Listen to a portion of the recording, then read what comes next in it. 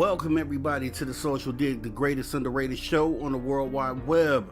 I am your host, Mr. Rob G, and as always, we're going to be digging into the topics that keep you talking and the talk that keeps you thinking.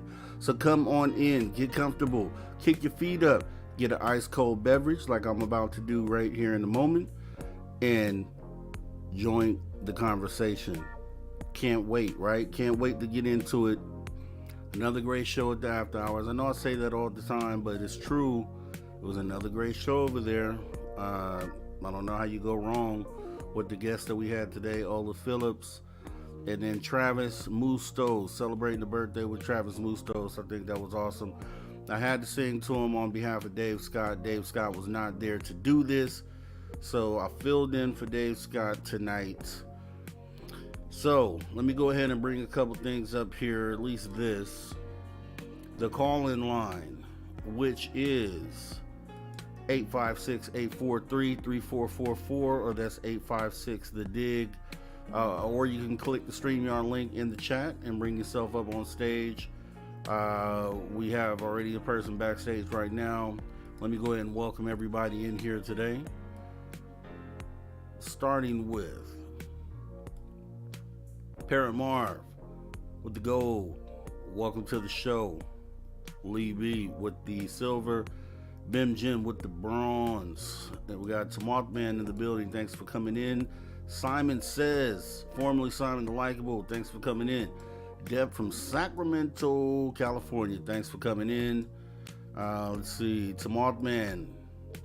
I know I said it, but anyways, thanks for coming in. Van Gold, LVL. Dr. Love, thanks for coming in. Totally appreciate you. Let's get the conversation going here tonight. Brown Dwarf, thanks for coming on over. Appreciate you. Christine, hi Hoochies. Thanks for coming in, Christine. Appreciate you. Susie B. Hello, Mr. Rob G and everyone. Hello, Susie B. It's always a great day when Susie B is in the building. And let's see.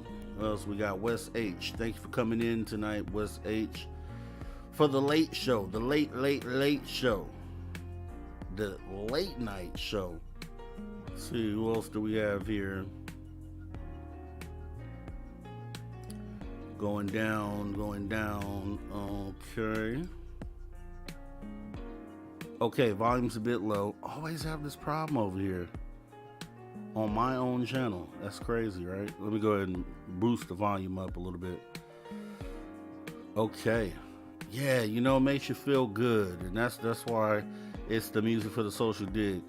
Because we promote positivity, positive progression, humanity over here.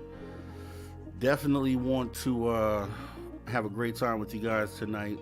And we are going to do so. So kick back and let's get into it.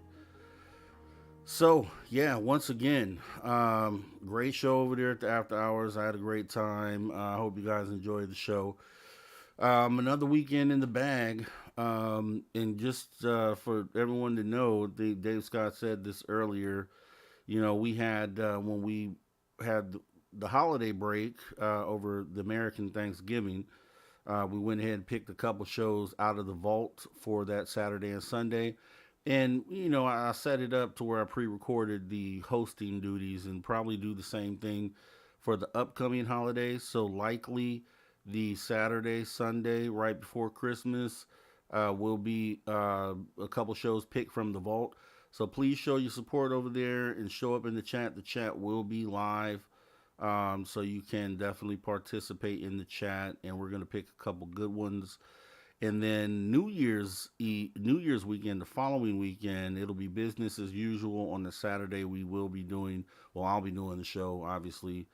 And then that Sunday, which is New Year's Eve, we may schedule it a little later. It usually starts at 8 p.m. Pacific, so we may start it at like 8:45 p.m. Pacific.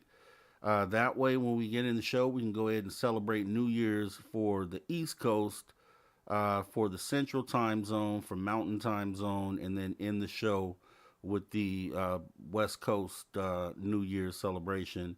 And we're looking at putting together a good panel of people for that show. Hopefully Dave Scott's part of that show, and I don't know who else. We're gonna definitely make it fun though, so make sure you guys join us. If you're at home not doing anything New Year's Eve, make sure you're tuned in to that show as we bring in the New Year's together as Spaced Out Radio family.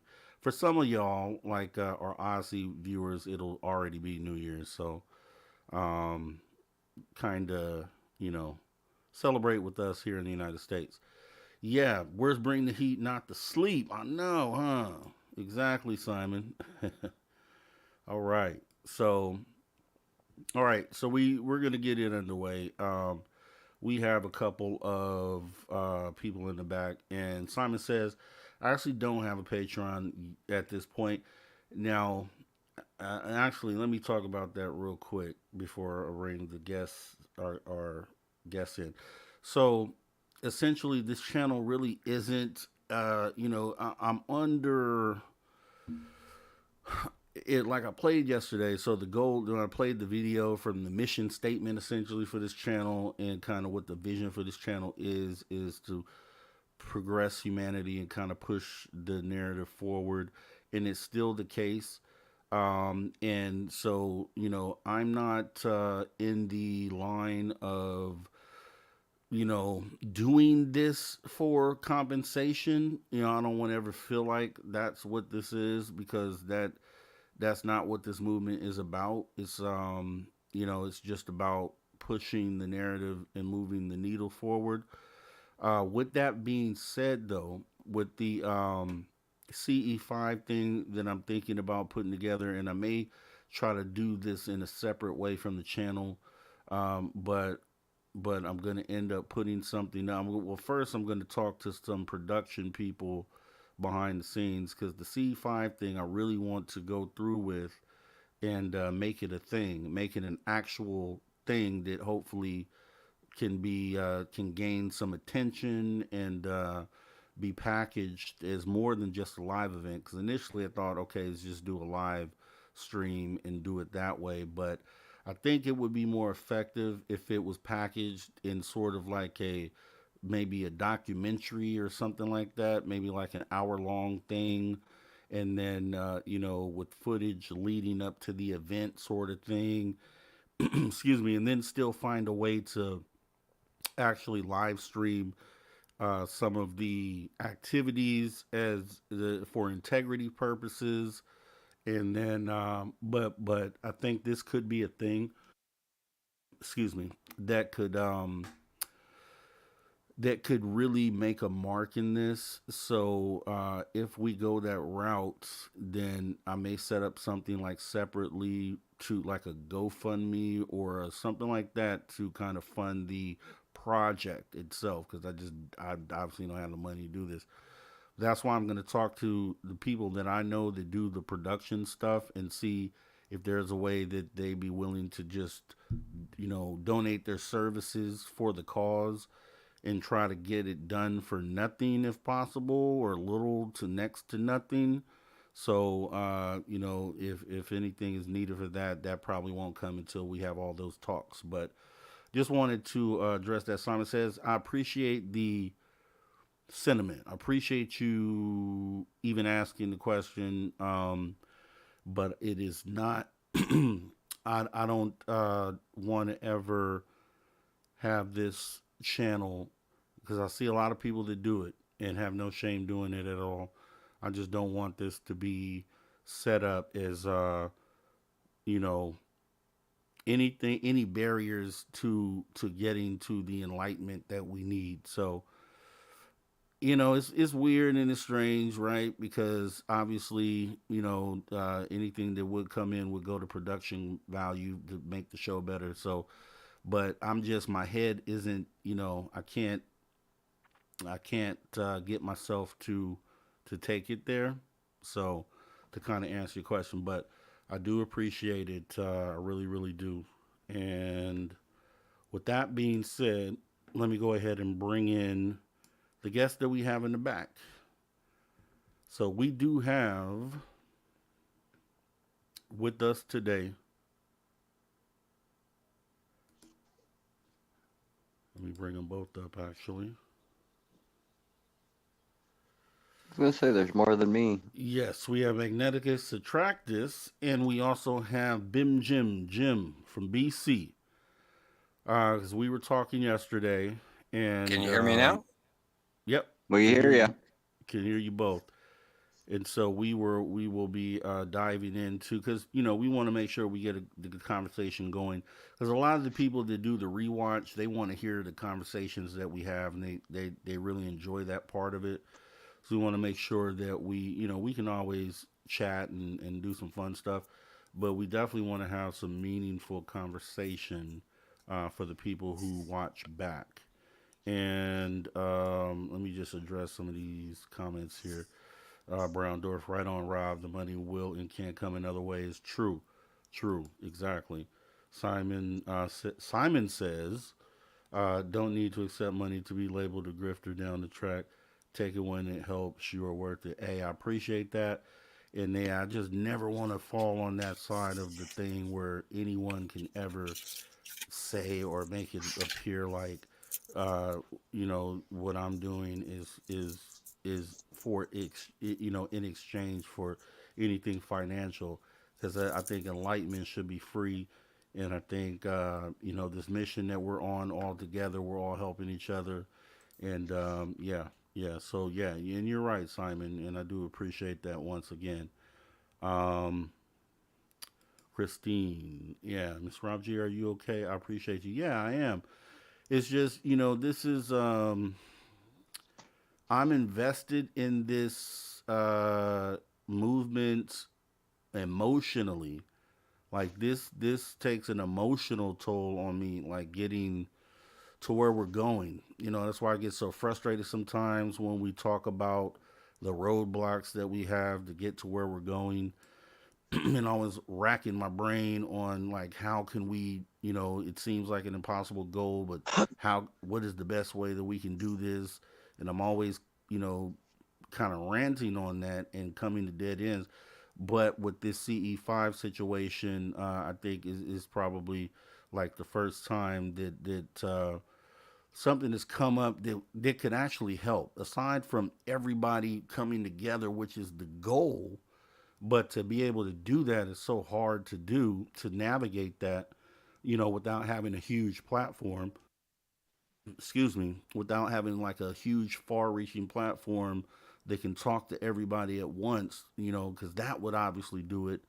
But being on the level that we're at here is just not. The reach isn't far enough to just get everybody on board. So, that's the frustrating part. But then that's why I'm always trying to think of a way to still affect the change, because no one else is doing it, and somebody has to do it. And so that's kind of where we're at with that. So going to be developing that idea more and more. I think yesterday, last night, or maybe earlier today, is when I thought about the production side of it, because I know people that do documentaries and have those assets available. And I think that if it's done right, and it's it could be something that would really mean a lot to the community and humanity, as far as kind of having something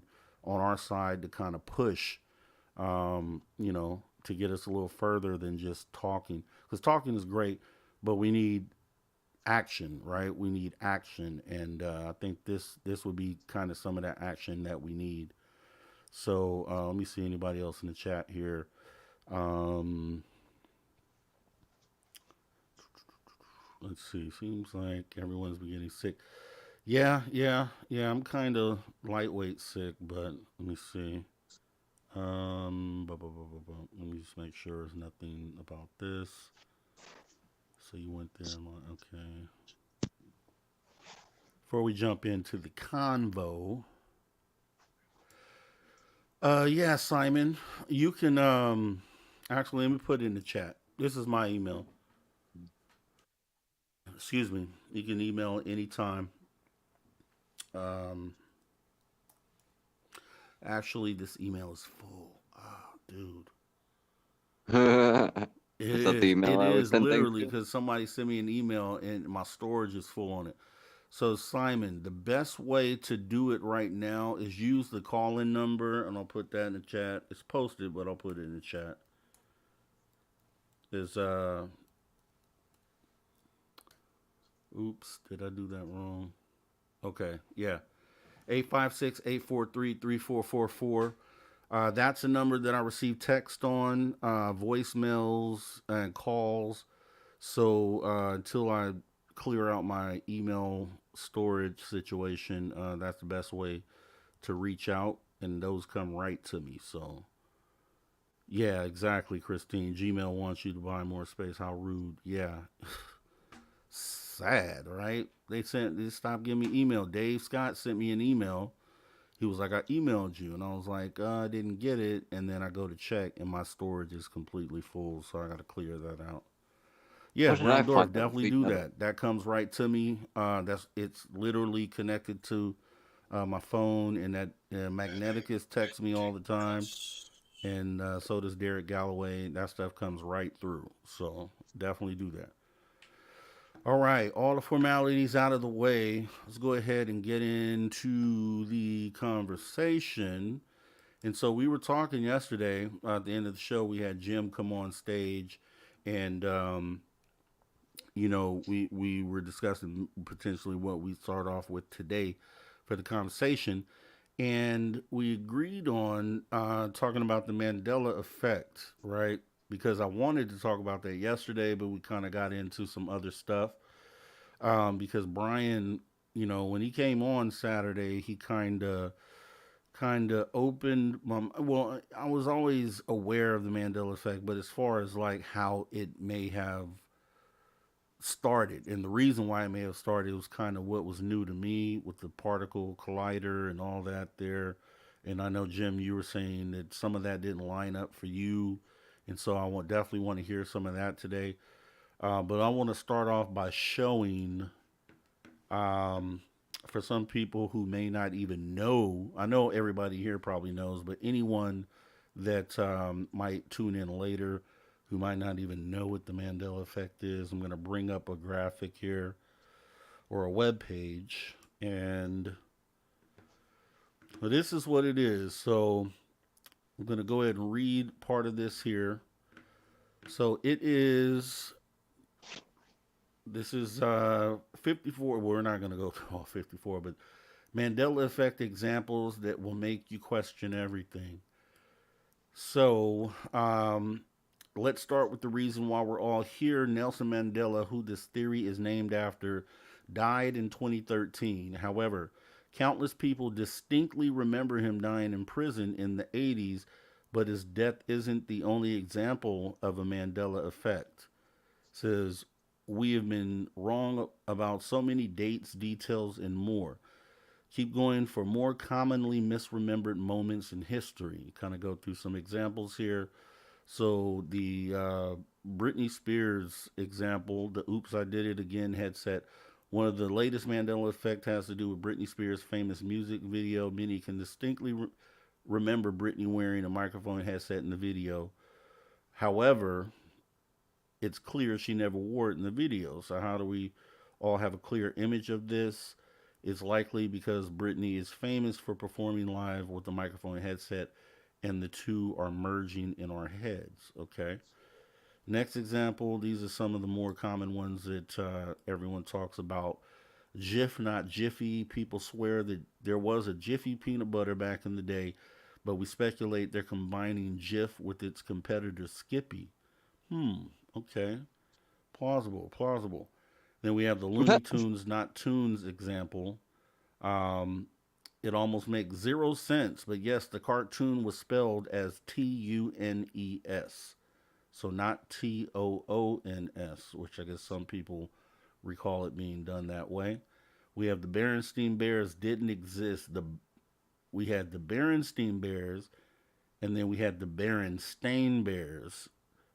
And lovable cartoon bear family actually spelled their last name with the A, the Berenstain Bears. Curious George's Tale was never there. Are you freaking out? Which I think I recall maybe it was. I think that's one of the ones I do recall. Then we had Sex and the City. While these four women were having sex in the city, the show was actually titled Sex and the City. Then we had Febreze. You might use this stuff every day, but be honest, you thought it was Febreze, Febreeze, didn't you? I did. We have Oscar Mayer, one of the most confounding of all. There is an A in Meyer, question mark. Honest to goodness, we thought it was Meyer, Meyer. Skechers, less sketchy than most people have been befuddled to see that there's no T in Skechers. Yeah, it doesn't look right without the T, truthfully. You got Fruit Loops. Kellogg's have been spelling fruit like that for years, and we only noticed it now. Fruit with two O's instead of UIT. Follow your nose. It always knows. Yeah. King Henry's the Eighth's turkey leg. Now, this one I'm not aware of. For some reason, people distinctly remember this portrait showing the King of England wielding a turkey leg. To be clear, he was not. I think that's one a lot of people know about. But the Monopoly Man and his monocle is one, or more like the fact that he doesn't have one. This is some suggest might be a simple confusion between him and the Planters Peanut Company mascot, Mr. Peanut. Oh, could be, could be. Pikachu's tail, though many of us clearly remember black detailing on the Pokemon character's tail, in reality is just yellow. Let's see, the hyphen and Kit Kats. If you just had existential crisis about the fact that there's no hyphen in between Kit and Cat, know that you're not alone. This is the one that Brian talked about yesterday, the Fruit of the Loom logo. Excuse me. As kids, yeah, it was true statement. We'd get underwear for Christmas and birthdays from grandparents, and Fruit of the Loom was the brand. And I personally do remember cornucopia there, but as it states here, used to have a cornucopia behind the fruit, right? Right? Apparently not. Cheez Its, or wait, Cheez It or Cheez Its. We swear there used to be an extra Z at the end. So I don't know. I eat these enough to where I should know. Let's see. Double Synthetic cheese. stuff. Yeah, it's Cheez It, I guess. I could probably go check. I have some in the kitchen. It's like real Uh, brand cheese versus real cheese. You know what I mean? It's two different things, but whatever. and then we got double stuffed Oreos. If you're trying to tell us there isn't a second F in stuff, our lives have been officially a lie. Ah, I think I have some double stuffed Oreos in there too. Mona Lisa smile. There's a lot of theories about this one. So many people have claimed that she used to have a more obvious smile. Mm, I don't know. CP30 has a silver leg. The biggest Star Wars fans get it wrong. The robot isn't all gold. He has one silver piece on his right leg. That's one that I thought he was all gold for sure. Okay, and then we'll start with this one Flintstones. The Flintstones has two T's. We've been pronouncing it without that first one, so this is really awkward now. Flintstones or Flint Stones. Yeah, Make you yeah. start a fire with flint. Yeah, and So it's yeah, stone. that makes sense, Magneticus. Now that you say that, Flint Stone. Yeah, that makes Stone. total sense. Joe So Rock Head. Mr. Slate. This town of Bedrock, the foundation. Yeah, yeah, yeah. Okay. yeah, yeah. So with that being said, these were examples of the Mandela effect. And Brian came on the show Saturday and gave a theory on that back in, I think he said 1960 or somewhere along those lines, that there was a parallel. Um, I want to say the right thing, right? He just told me what was that? A parallel.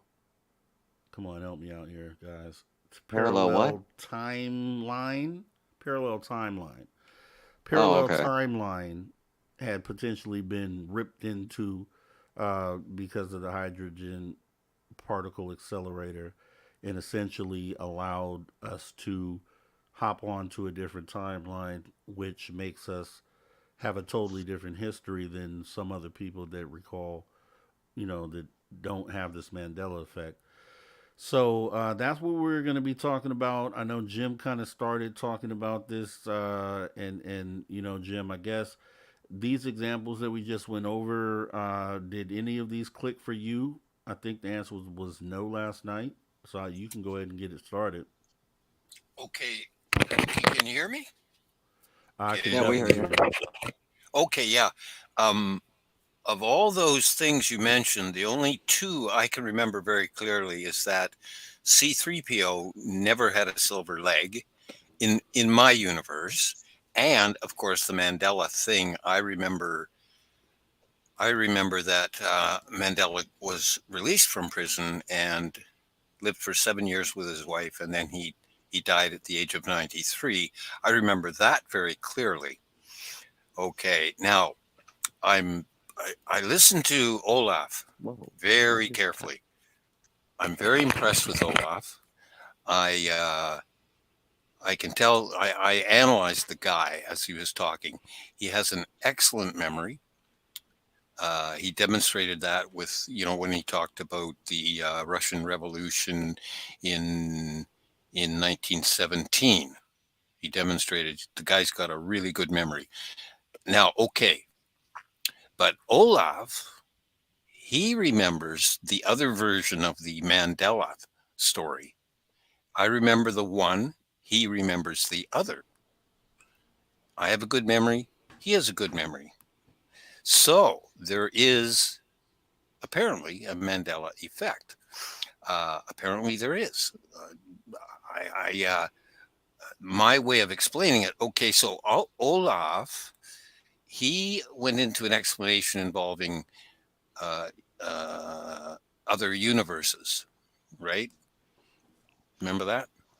Oh yeah. He introduced this concept of other universes, and I know where he got that. Like what he was saying, I recognize what he was saying. It comes from string theory, um, and yeah. Although the one difference I would add to what Olaf said about parallel universes, I would make one change to that. I think string theory is not exactly correct on that point. I think there are a limited number of nearby parallel universes. Okay. I think there's about 7 of them. And this is from my own empirical observations. My alien friend showed me about 6 alternative universes to the one we live in. And he showed me about 6. So there are, in my opinion, from my objective observations, there are a limited number of nearby parallel universes. Whereas, so in that on that point, and adding in string theory and what I know about string theory, that's one little difference between me and Olaf. But yeah, there are these parallel universes running all the time. Okay, they're connected together in time, right? So that the small number of nearby parallel universes are connected together somewhat, but not entirely. But the time is the same in each one, sort of, right? Well, okay, I'll just leave that for a sec. But okay, so Olaf, I'm so glad I listened to him because he remembers one of the Mandela options, and I remember the other one. So there's clearly there's something going on there. Now, all these other things you mentioned, the only one I noticed was no silver leg on C3PO. I remember that very clearly. I never saw any silver leg on C3PO, and I watched all those movies, the original Star Wars, I think they were. And so who remembers a silver leg on C3PO? I would like to know because the rest of those examples you gave, those were all spelling, right? And I don't notice spelling. I'm a little bit dyslexic, and to me, spelling's just nothing to me. I don't give a damn. I use a spell checker and all that stuff, but I do my best on spelling. But all those other spelling examples, no, I'm not going to remember any of that stuff. But yeah, the silver leg on C3PO and the Mandela. When did he actually die? Where did he die? Yeah, these are the two. So, yeah, Olaf. Yeah, he's good. He knows what he's talking about. I like that guy.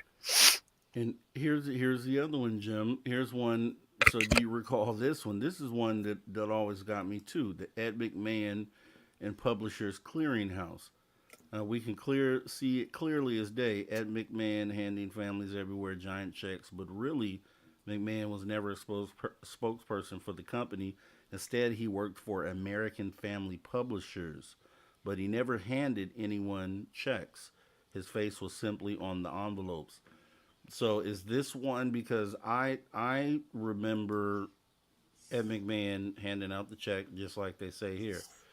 But it's obvious when you look back that it wasn't the case based on this Mandela effect. But do you recall Ed McMahon being affiliated with Publishers Clearinghouse? No, I don't remember Ed McMahon very well because I was more of a David Letterman fan, you know.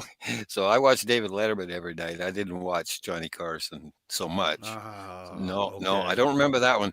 Depends on your culture, and Right, yeah. right, right, right. 'Cause I was a Star Search. I was a Star Search guy. That's where I know Ed McMahon from. I knew he was on Johnny Carson too, but I recall him from Star Search. How about you, Magneticus? Is this one where you affiliated Ed McMahon with Publishers Clearinghouse? I remember him like knocking on people's doors, handing them checks.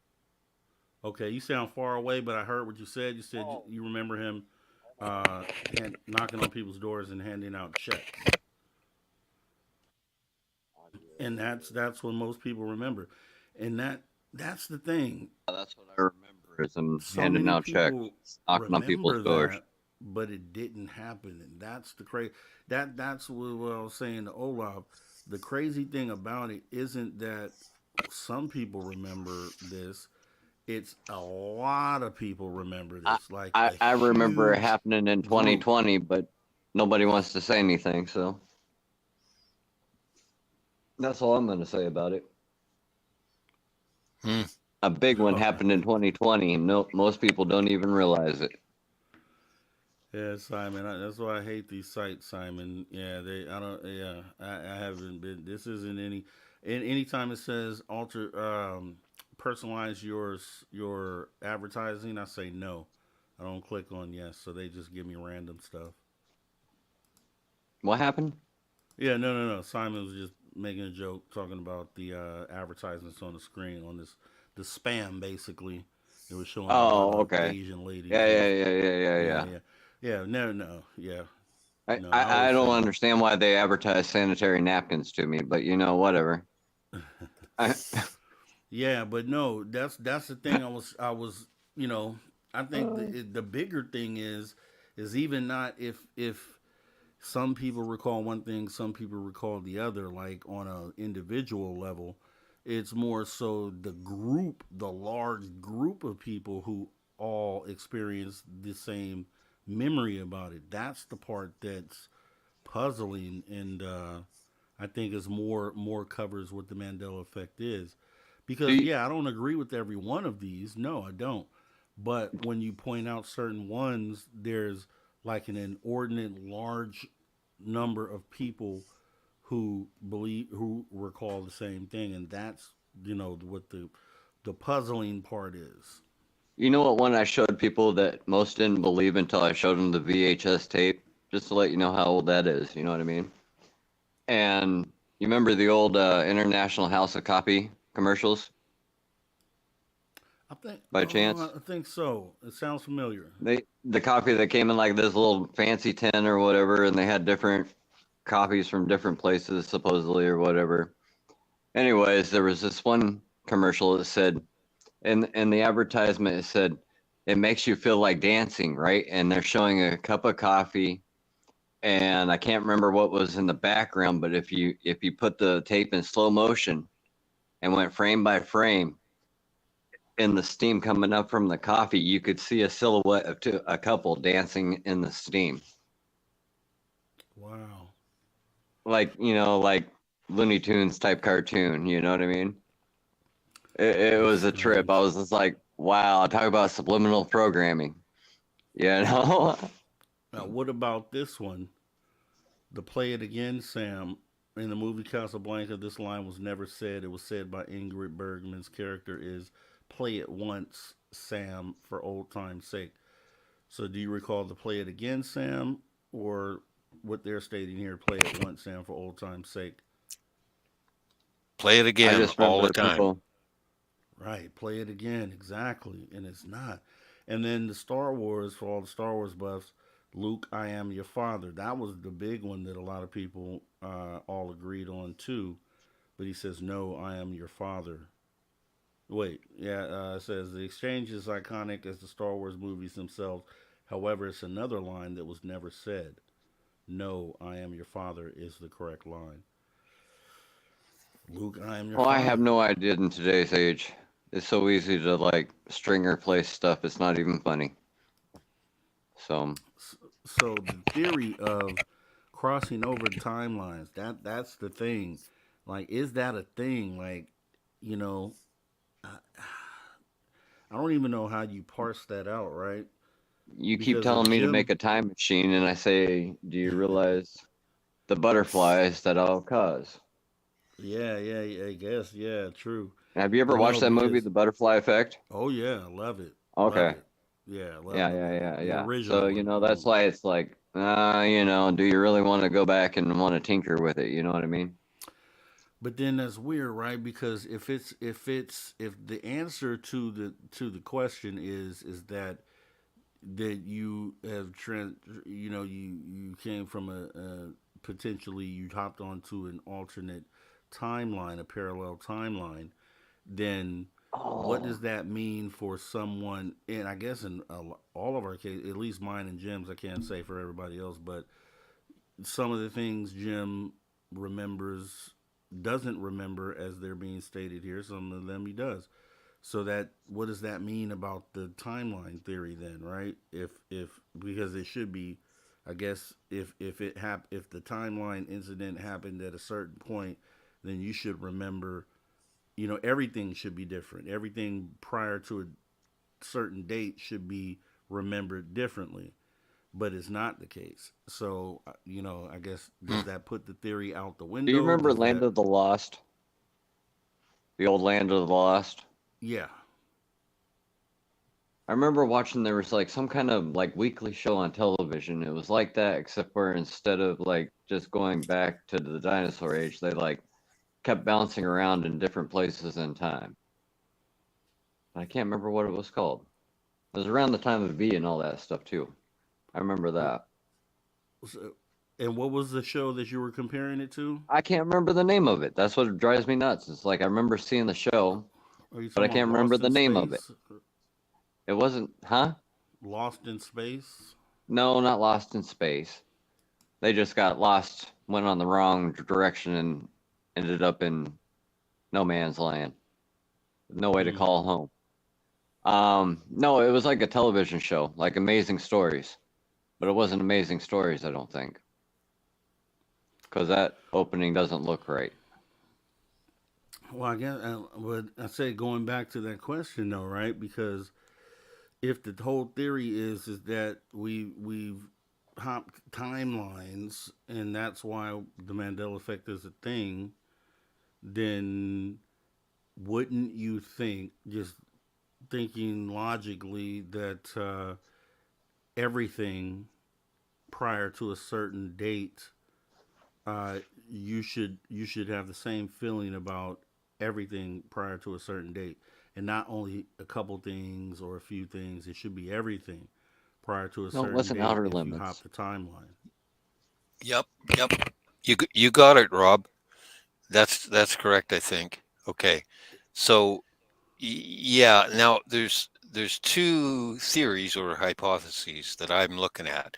One is the timeline thing, and then the other one I was looking at is that a lot of people's memories are really bad. Okay. I've tested my own memory a lot. I'm interested in that subject. So I've really tested my own memory and I found it to be very good. I wrote an exam on history about 20 years after I actually studied the history, and this is a limited area of history. It's World War II history. So when I was in my 20s, I was studying World War II history, and then like 20 years later, I was over at a friend's place, and he put this test on his computer and had me sit down in front of his computer and write this test. It was a test on World War II history. I scored 95% right 20 years after I studied it, right? So I know my memory. It's really good. My long-term memory is really good. I mean, I tested it every which way, and right now I could start reciting things that I've memorized in the past and demonstrate my memory. It's pretty damn good. So when I'm listening to Olaf speak, I see he has a very good memory also. Okay.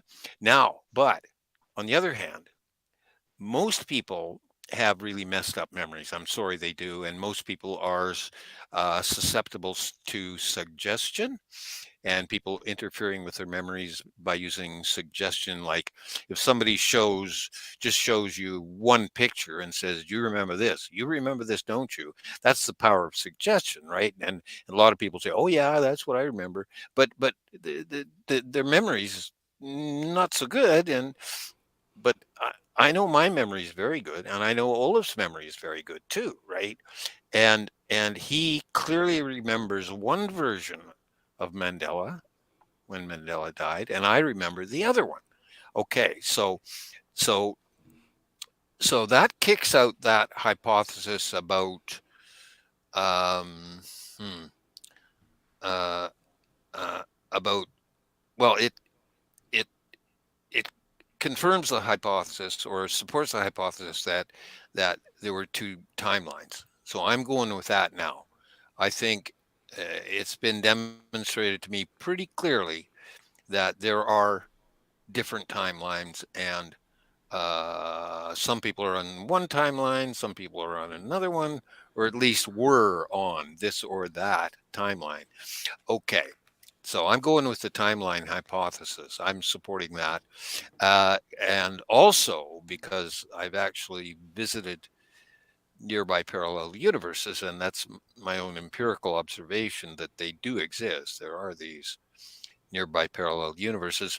I can only say that they exist. I cannot say how they function and operate, and whether or not people can spend time in one nearby parallel universe and or in another. I really can't say about that. But yeah, I support this alternative timeline hypothesis.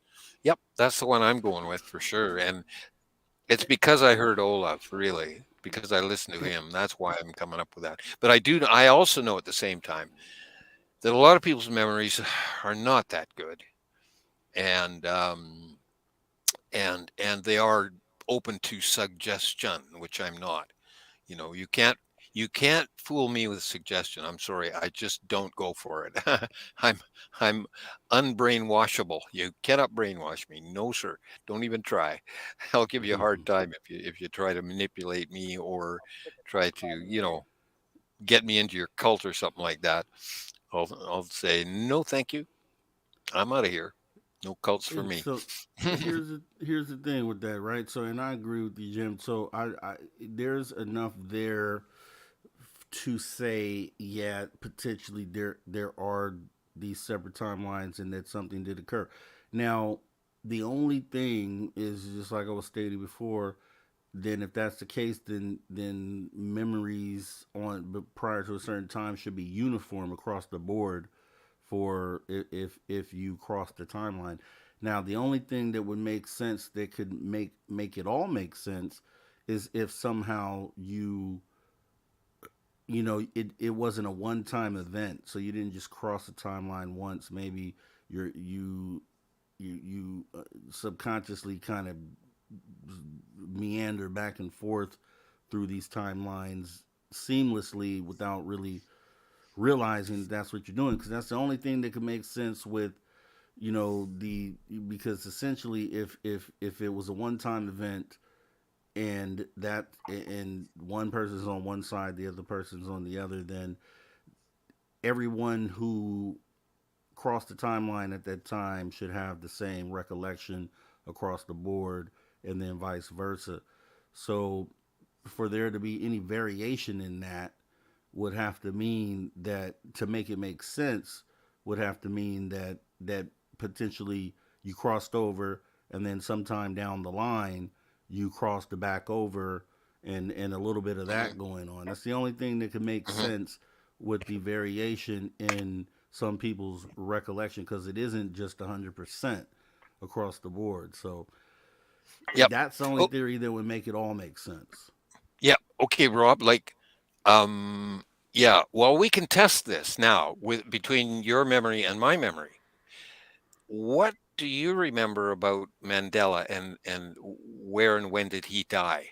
What? How do you remember I that? remember him living. I remember him living. I don't recall the dying. I've never recalled that. So since I've heard that theory, I'm like, I don't know what people are talking about. Mandela lived. He got out of prison alive, and it was on TV. Everyone saw it, and he lived past that point. And yeah, I don't recall that. No, Exactly. but Okay. some of You these things I remember do what I recall. remember. Okay. Yeah, Yeah, yeah. Okay, you and I remember the same thing about Mandela.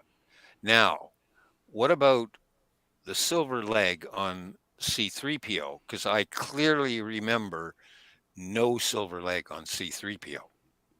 yeah. No. I don't either. I was enamored with Okay, the character. we agree. We agree. We agree on two things. Now, another example. What was the other one? There was one other example that I clearly remembered. Oh, say it again, Sam. Or play it again. Sorry, play it again, Sam. Not. Right. Do you remember I'm the word again? I'm a play it again, Sam person. Yeah, that's what I Absolutely. Okay. recall. Okay. So you and I are the same on three of these examples, and those are the only three that I can remember. I don't remember any of those spelling changes or any of that, and you know, so I don't remember any of that stuff. But there's three there that I remember, and you remember, and we're both the same. Okay, so you and I have been on the same timeline apparently, and apparently Olaf has been on a different paradigm, or sorry, a different universe, right? Or a different timeline, if you want to call it that. We're getting our. I'm trying to speak your language using your words, and but I have Yes. some different words. We're having a vocabulary problem here. But Olaf, see, this is why I wanted to hear that guy because he um he has the other version of Mandela, the guy, than I do, and you do apparently. So isn't Yes. this interesting? This is a heck of a puzzle, man. But I at this time I'm supporting this alternative timeline idea. Yeah, I support that from what I can tell. And now the Uh, theory goes out. So, and I guess you probably ask some other people too, just to see, because I didn't catch everything that he agreed with on that. But I know he definitely said what the Mandela was the opposite of what we both believe took place, or pretty much know took place.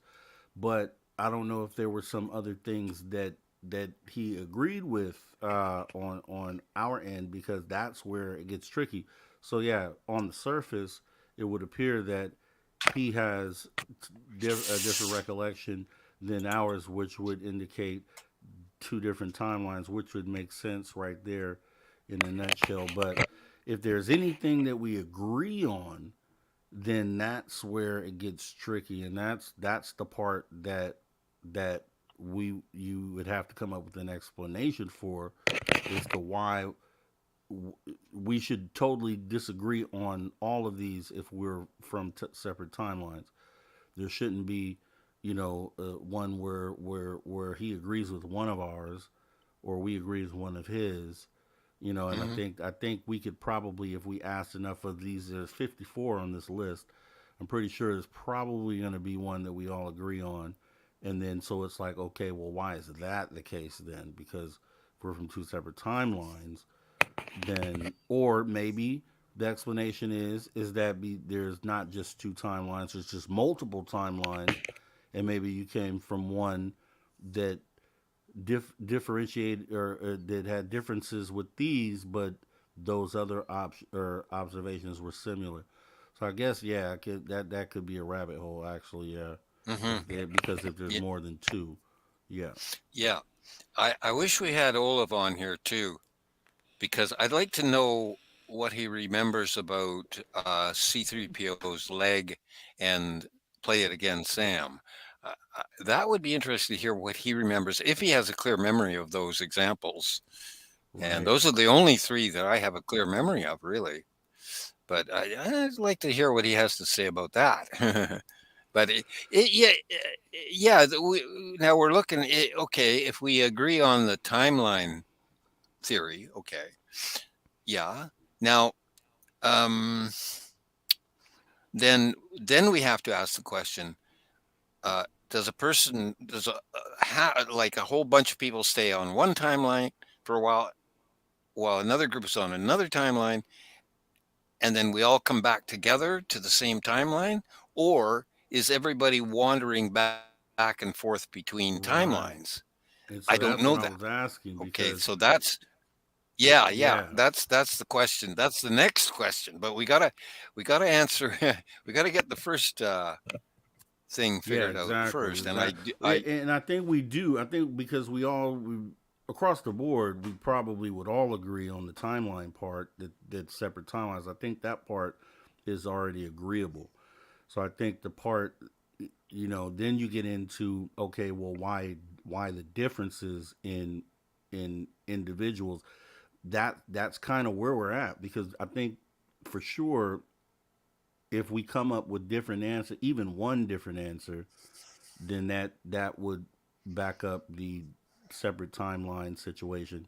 But I think it takes us already to that next question then, which is then why don't all of our answers match if we come from the same timeline? And the answer could be simply that there are 100 different timelines, and we don't actually come from the same one. We may have come from individual timelines to the one that we're in currently. But then going back on that and the meandering back and forth between timelines theory, because we never realized that we jumped the timeline to begin with. So it plausibly we could meander timelines and not realize that as well because we never recall a time when this initiated. So it could be something that's ongoing and something that just always happens, and we were unable to detect it. hmm okay, Rob, I'm I'm applying the scientific method to this problem now, and I'll tell you how I would proceed from where we are now. This is how I Sure. would proceed. I would develop a memory test, kind of an exam, a memory test, okay? And I would subject people to this memory test. And those people who have, you would see a big difference from one person to the other. Some people's memories are just not good, eh? Whatever, they've Right. been drug addicts for a period of time or whatever, they've had brain injury or whatever the hell. But okay, so now we test people and we find people who score high on the memory test, right? And we take that group of people. Now that's our sample that we're going to do our experiment on, and that kind of takes out all the people who don't have good memories, and we just, okay, you're out of the test. Okay, sorry, but it's like, if you're going to test people for how fast they can run, then you pick out a group of people who can run fast, and I can't run, so I wouldn't be in that group. Okay, but so you know what I mean. Okay, so Yes. now, okay, so that's how we proceed, applying the scientific method and the statistical mathematics and all that jazz. If we do that, that's how we would proceed. I think from this point is to select a sample of people who can score well on memory. That's okay. These are the people we so to these people we present all these examples. What do you have? 50 some odd examples Right. there. We present those and to all of them, and we see which ones which ones do they remember really well. And I've told you what's the 3 that I remember, and the rest of them I have no idea. I couldn't be bothered really with the rest of them. But Right. yeah, so okay, so we get a group of people with good memories. We ask them, what do you remember? Do you remember this or that, and then we have some data, and we have some data to go on.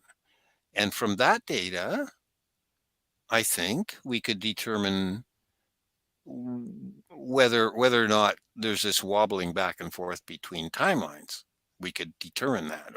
Anyways, we need more data and more tests and things like that to go further on in what we're exploring here. That's how I would apply the scientific method to the problem, and statistical mathematics and stuff like that. Yeah, but who the heck's going to do that? I mean, that would cost some money to do a big test like that. Gosh, who's that interested in it? I don't know, but Yeah. it should. Well. No, someone. Yeah. No. Somebody may take on the task because if it to disprove it or prove it, if someone is invested in it, sometimes you get obsessed with it and have to find the answer. So somebody might do it, and you're actually given a great way to proceed with trying to figure that out. I think that's a great idea. I think implementing a test and kind of using those results, kind of siphoning out or parsing out certain individuals from the test, excluding them, makes sense, and then taking a core group of people who have an opinion on all of the questions or maybe most of them, and using them as the what am I looking for, The the sample, the test yeah, sample, or whatever. exactly. There's another word that I can't think of, but Hmm. yeah, exactly, a sample, Hmm. to use them, and then and then kind of, but a big enough group, obviously, at least probably 20 people that can recall at least most of them, if not all, or have an opinion on most of them or all, and then kind of break it down from there. Just a good sample size. And yeah, I mean, you're talking about the right approach for sure. And someone will probably do it, actually, if they had the roadmap. Someone probably hasn't sat down long enough to even think about what the next steps are, like we're doing right now. Hmm. But I'm sure if they heard this, they might take it from here and kind of implement that test. I would like to know because it's a thing that people talk about a lot. And it's like, Hmm. okay, is it a thing or is it not a thing? And then, yeah, I would like to know the answer, truthfully, uh, to this. It's kind of cliffhanger right now, so Hmm. Yeah, I would love to I'm know. not. This is really very, very interesting to me, and well, I've given lectures on the scientific method. I'm somewhat of an expert, okay, and the math and all that. I mean, I'm qualified to do that sort of thing. Oh, and to set up experimental methods and all that. I'm qualified. I've got degrees and everything. So okay, so how do we proceed? Well, you see, this is this is relevant to a lot of other science and even theoretical physics and the string theory. It's relevant to all that stuff, man, and it's even relevant to dark matter. Dark matter is something I'm very interested in. I Yeah, I've given lectures on that sort of thing as well, the dark matter puzzle, and it's all related. It's all related, man. And I'm waiting for theoretical physics to catch up to me, or catch up to what I learned from the aliens, right? That's what I'm waiting Right, for, because I listen to theoretical physics, and I'm not a physicist or a theoretical physicist, but I listen to them, And based on what the aliens have taught to me, I have to say that the theoretical physics right now is kind of off track. Especially in this whole dark matter thing. They're just all over the place on that, and with the new big telescopes that they're using now, they're getting they're getting data back from these big, really big new telescopes. And this data, this new high certainty data, is not agreeing with it's blowing theoretical physics out of the water. Okay. It really truly is. And they don't know which way to go. These the today's theoretical physicists, and yeah, they don't know which way they're going. I mean, they're throwing out string theory. One group wants to throw out quantum mechanics. Now that's bizarre, but there are three of the top theoretical physicists in the world. And these people would be in the top 40, I'm going to guess. Okay. And I can name two of the three. Anyway, they got together. They agreed on a statement that they would release. And their statement was this, quote, quantum mechanics is wrong, period, end of quote. Okay. Now that's mind boggling. That is really something. These are top people, man. And they're saying, nope, quantum mechanics is wrong. That's huge. Right. In theoretical physics to just come out and say, nope, quantum mechanics is wrong. Wow, that's bizarre. Now, I do have my own ideas about that. And I'm proposing, this is a bit strange, but I am proposing that we add, what is it, consciousness to general relativity. And that would, I'm thinking that's the direction they should go, but then I'm not qualified in that area, but I do that's kind of my version of it, my suggestion. Yeah, but I have no voice in theoretical physics. I'm not even a physicist, but that's kind of my theory. So, and then we go to consciousness, and the theoretical physicists are talking about consciousness, and the academia, the whole of academia is talking about consciousness now. And I think they're way off base. They're not even close on consciousness. They're not getting it. And I would like to get in there and try to, teach them some things. Yeah. Well, there's been repeatable experiments in consciousness, in telepathy. Okay, repeatable, proper scientific experiments have demonstrated clearly that telepathy is totally real. But here's the little problem, though, is that these repeatable experiments were done by the Russian military and by the U.S. military, and they have military significance. And because of that, they might be classified. I can understand that. I mean, if they're going to use consciousness as a weapon of war, we got trouble now. We got real trouble here. See, that gets us into a little bit of a quagmire when it's related to military. Then you can't. But I have read these repeatable experiments done by the USSR actually, and the USA in demonstrating, gathering data on telepathy.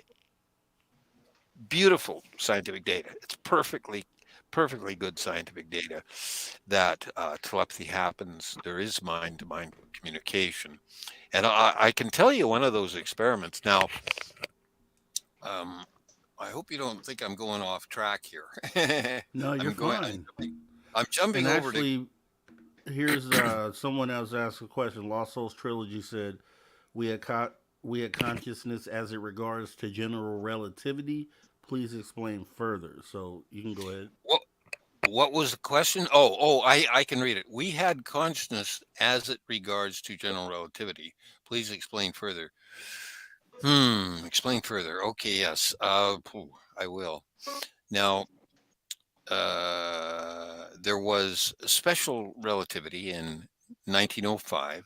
Albert Einstein presented special relativity in 1905, and the uh, uh, the the physics of the day was blown out of the water by that new theory called special relativity. Now, 10 years later, Einstein presented the general theory of relativity, which further blew physics out of the water. And today, to this day, general relativity is the premium top of all of physics. I mean, it's just really good. They've tried to disprove it for 105 years. They've tried to disprove general relativity, and they cannot disprove it. It's so strong. It's very, very strong. Now, okay, so now I'm talking about, special relativity, they added gravity, and they got general relativity. Okay, so you have to understand that they advanced they advanced special relativity by adding gravity and getting general relativity. Now I'm saying the next thing we should add is consciousness. Okay, if we add consciousness to general relativity, what do we get? I don't know, but that's where I think that's just one of my ideas in theoretical physics. And but in order for me to push that idea further, I have to get into academia and clue them in on consciousness, because they're way off track on that. They're not even getting close, in my opinion. It's so far away. And what I say to the academics on the subject of consciousness, I say, please just go back and listen to the indigenous people of the world. Please just listen to them. Listen to the knowledge keepers. Sit down with a knowledge keeper from an indigenous knowledge keeper like Australian Aborigine, Inuit, North American knowledge keepers, Bushmen of the Kalahari. You got to listen to those guys. And I'm saying to these academics, just study up on that and learn about consciousness, because they knew more about consciousness than all of our science knows today, right? That's the indigenous knowledge keepers. Did they ever? They can demonstrate their abilities with consciousness, and I've actually done those demonstrations myself with my friends. We have experimented with it. We've demonstrated it to other people. And I've told you some of those stories, but literally, I got together with a friend of mine who is very intuitive, and she and I tested this idea of consciousness that we both learned from the native people, the indigenous people. We tested it, and it worked. We did successful tests. And on a few occasions, we actually showed other people these tests. And that's interesting. Because when you show this to a non-intuitive person, they might just freak out. Well, they have freaked out. We did this, or I did it with my brother and with another guy named John. I've done it twice, where I demonstrated to them that mind-to-mind communication is totally possible. It's happening all the time, and they both freaked out. They really badly freaked out when it was shown to them. Now, this is unfortunate. There's a segment of the population who are just dominated by fear. I think that's how I explain it. Is just people who are, dominated by fear, and maybe I'm dominated by curiosity. I don't know. But yeah, so these are my ideas about going forward into knowledge, just general, Right. just all knowledge, Right. which is philosophy, man. I'm doing philosophy as hard as I could do it, man. I got my philosopher's hat on, man, right now, and I'm just beating the philosophy. But yeah, so those are some of my ideas on this. And connecting it all right into theoretical physics, even. Yeah, but this idea of I just should repeat this to Olaf if he's listening, is that um, I have empirical knowledge that there are there are a small number of nearby parallel universes, and probably 7 of them, something like that. And that number 7 fits right into this. It fits right into this dark matter. The number 7 fits right into dark matter. It totally agrees with dark matter. It's phenomenal. And uh, Olaf, the reason I say that, Olaf, you probably haven't heard me talk about going through portals and meeting aliens and all that, but the aliens have come to meet me, and they allowed me to go through portals. I think they guided me through portals to learn about these things that I'm claiming are true here. They're things I've learned from the aliens, and you can take it or leave it. I don't know if Olaf has ever met aliens, but that's where my thinking comes from. Take it or leave it. I'm Right. philosophizing. Right. And that's what it's a healthy thing to do. And yeah, I mean that's why I get into these conversations because I like to stimulate my mind and just kind of think things through, talk things through, think things through. Maybe you come to the right answer, maybe you don't, but you're exercising the old noggin and the old brain, and it's stimulating it. And I think that's pretty much what the exercise we're going through is here. So which is fine because it doesn't mean we have the right answers, but it means we're at least trying to think it through. So, um, with that being said, what did you think about the talk today about? If I don't know if you tuned in to After Hours about the Black Lodge. Had you heard of that Oh, before? not by those words, Black Lodge, no. But I did listen very carefully. Now, who was talking about that? That Uh, wasn't Olaf, was it? yeah, it was. Oh, okay. I got yeah. Okay, yeah. Black Lodge, yeah. Uh, yeah. Some of the things he said, I recognize. Like he talked about cells, and I think yeah, I know about cells. I've been. They tried to get me into a cell. They tried to recruit me into a cell, and at the time, I said, "Yeah, it's a bunch of BS. Get away from me." You know, Right. I wasn't impressed. I went off on my original path, away from that sort of thing. But yeah, he understands the cell idea very well. Now the one place though where okay, this is a place where I have more knowledge than Olaf, and that's in economics. And I wrote recently. I wrote an essay on my Facebook page. It's there now about economics and global economics. It's about the really big economics, right? The global situation.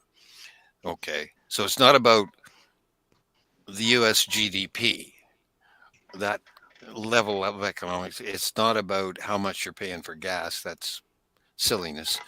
It's about the global economic war. Actually, there's a global economic war going on right now, and it's really a big thing. And I'm surprised that Olaf hasn't heard about it because it's very, very big. It's huge. It's between two sides. One is the petrodollar, and the other side is the BRICS, BRICS, BRICS. All right. You And posed that question to him tonight. Right. Okay. Go ahead. yeah, well, Olaf should look into that maybe because It's a really big deal, and I don't know. I don't know how his ideas fit with that. Um, what is it? Did he say? Oh, the dark. What did he call it? Or the what did he call it? The black what? Black The Lodge. Black Lodge, yes. Black Lodge. Yeah, yeah. So, yeah, he should have. Olaf should have a look at the economics, global economic situation, because these are the really big power struggles on Earth at this time. Huge power struggles going on, eh? And Black Lodge. No, I never heard of that before. I heard of some of that other stuff related to that. And then, yeah. I mentioned the archives of Richard Dolan Yes. on YouTube. Now, you can go back in his archives. They're very big, but you can search back through that and find the shows he did. I think he did 3 hours, something like that, on the what's called the black economy. And I didn't. I'll say some more about the black economy. It's huge. It's comparable to the U.S. GDP. It's in the trillions. It's huge. Okay, and that money, apparently, according to this person that was being interviewed by Richard Dolan, that money goes into this the Space Force, the secret space force, the humans working with aliens on Mars and the moon, and that all those ideas, that's all paid for by this black economy, according to Dolan, and you can listen to him talking about that. So, and it's a very large amount of money. Now, I'll tell you where the money comes from. These trillions of dollars, they come from organized crime, which is drug dealing and any big organized crime in the world, like even trading in illegal animal parts like ivory and bear pancreases and all that sort of uh, illegal animal use. I would call it that. That crime is very big, and there's a huge amount of money involved in it. And that amount of money is comparable to all the money in drug trading, illegal drug trading. This is where the money comes from to power the black economy. Okay, and it's all possible. That could all happen. It's all entirely possible. I Yeah. forget the name of the woman that Richard Dolan had on his show there. Um, I can't remember her name, but she was way up there in the U.S. economics. Okay, she was one of the top players in the government economics in the United States, and she was also connected to the CIA and all of that. She was right inside that whole big mess with the black economy and everything. Okay, and she's extremely highly qualified. But then she dropped out of all that stuff. She became a whistleblower, and she wrote a huge book about this, explaining the whole deal. Um, so that's the woman who is interviewed by Richard Dolan, and I highly recommend that people have a look at that. I mean, if you're wondering what forces are controlling the entire planet, that's something to have a look at. I'll tell you, and it plays in with who killed Kennedy and all these other things. It all kind of connects together, and in that way of looking at things, the CIA, the FBI, and these three-letter agencies are pretty darn evil.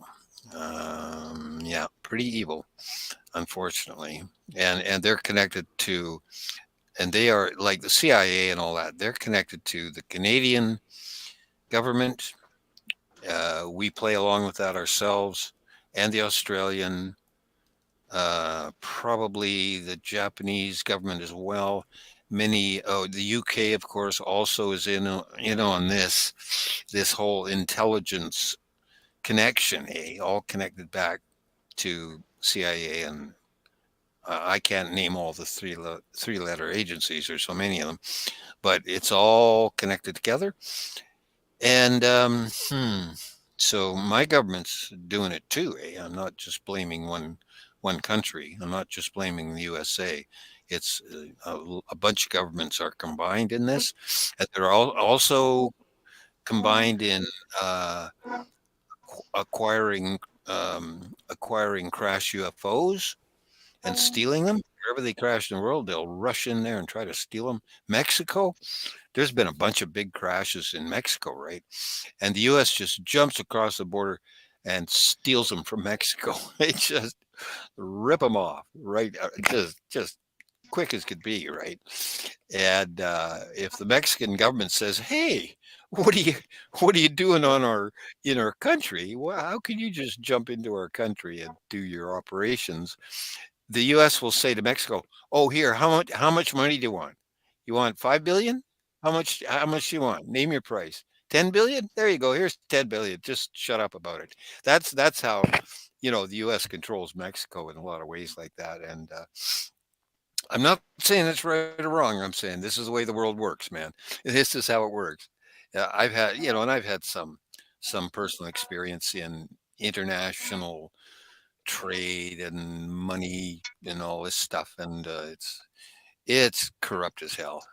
It's really corrupt. I had a friend who was an economist, and she worked for the Canadian private sector in economics, and she told me stuff. She says the government does not control international trade or international finance. The government does not control that. It's controlled by private sector entities who are corrupt as hell. And she worked right in the middle of it, and she explained some of it to me, and I saw some of that too. I saw some supporting evidence with my work in mining.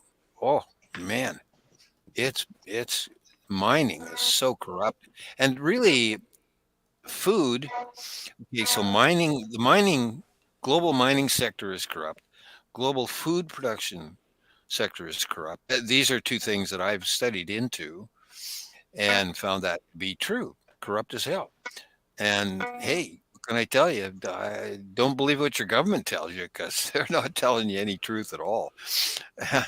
I'll say that much for now. But Yeah, yeah. never have, never will. Unfortunately, Magneticus. What? I Do you see hear the you. What? string? Yeah, Do dude, you hear the string? you're showing something. Well, I've been strumming on this string for like the last, I don't know how long. Oh, I You don't just hear heard it? it right now. Yeah. So talk to us then. I mean, what are we doing? Let me see. Let me. You're looking at it. Here, Yeah, hold I'm on a saying. second. So Yeah. do you see that right there? That's where the tripod was hanging out. And what I'm doing is taking this little string that's got a little bit of toilet wax on it, and I was going across the string. Here, I can put it back over here. So that's my finger, right? That's my finger.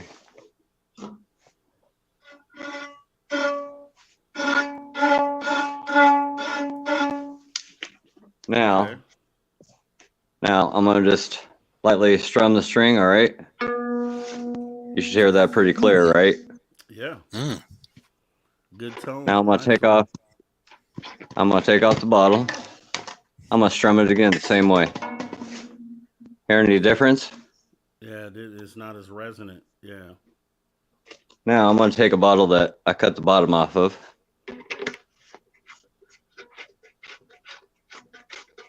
I'm gonna put you right about there because that's where it should be focused at. Wow. Okay. You amplified the sound. You chat. And Yeah.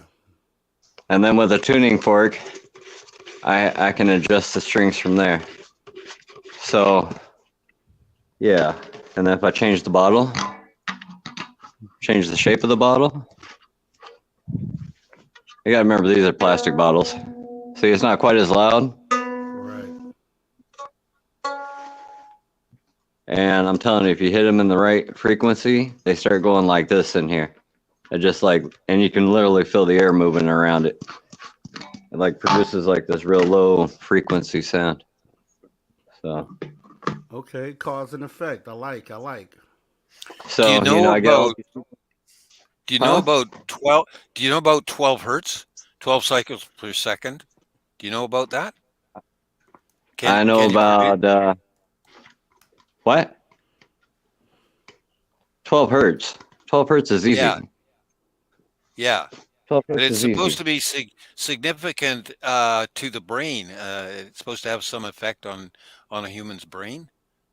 I don't know. I just heard this, but There's like the 6 hertz. What is it? 6 hertz is the or 8 hertz or something. I don't remember exactly. There's a like a frequency that's like the Earth emits, and then you have like the ELF waves, which are extremely low frequency. So it'd be like me taking 5 minutes to lift 112 pounds off the floor, 3 feet off the ground, and every 5 minutes I drop it on the ground.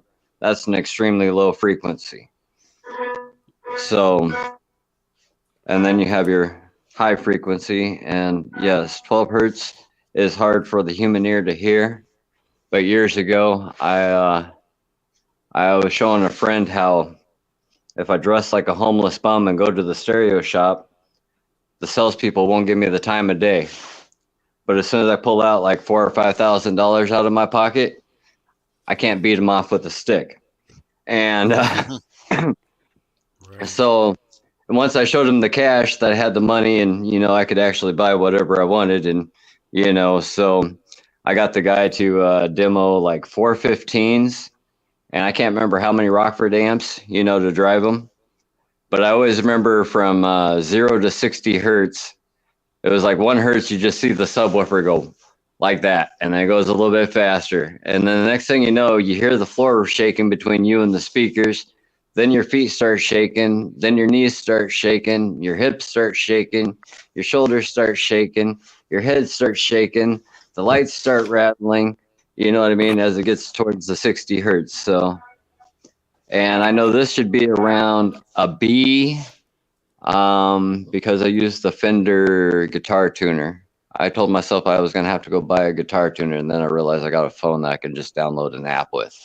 So, yeah. Right. And And I'm shocked you're getting that type of sound out of that. Actually, I mean, it's especially with the bottle on it, with the way you have well, it the cool thing amplified. is if I set it on this bottle, this whole frame will support from that point on the bottleneck. And then if it's out of like if it's leaning or whatever, I can just tighten the strings to make it so it's like sitting right in the center and it'll level itself out. And then you can still play it and it makes the loud sound. So, and then my wife pointed out apparently if I look at the Wizard of Oz snow globes down here and then I spin my magnet wheel, she noticed, whoa, and I almost knocked that over. That wouldn't have been good. I don't know if you can, why does that keep moving for? And then my duck dances too. But if you look like right in here, you can see the magnets moving in there and it looks like there's movement inside the snow globes. So, Yeah, pretty awesome, man. Pretty awesome. And you got it decorated for Christmas. I just noticed I got it that. decorated for Christmas. Look at that. I got my diamond in there. See my Oh diamond? man, okay. And then I got I my like it. taxi cab. Festive. That's my favorite ornament is that taxi cab. Wife is the ruby slippers. And then I had to put some dingalings on there. I gotta have That's my fitting. dingalings. This is 60 of fitting them in for here. you, dude. This is I can see that this is fitting for you for this to be like your tree. I could definitely Right? understand this. Yeah. And I got my Mickey Mouse light up there that shines up on the wall over there. And wife has her little snowman train I could turn on, but I don't feel like replacing the batteries. So, yeah. Yeah. Makes sense, Yeah. man. Makes sense. So that's I what I've been up to is I got to get my other triangle made. So, I have another set of legs going through here. And then I'll have 6 strings attached to here. And instead of going to the bottle cap, I'll go around the bottle neck and I'll use an actual bottle instead of a plastic bottle. And I might have to do the thermal shock with the glass, to break the bottom out of the bottles. right. So, but you know me, I got to experiment. If it works, I follow farther. If not, I drop it. What's what's the I know you were showing last time the progress that you had made with the using the Oh, the setup rock that you cutter. had, yeah, to dig into the Oh, hold rock. on a second. Hold on a second.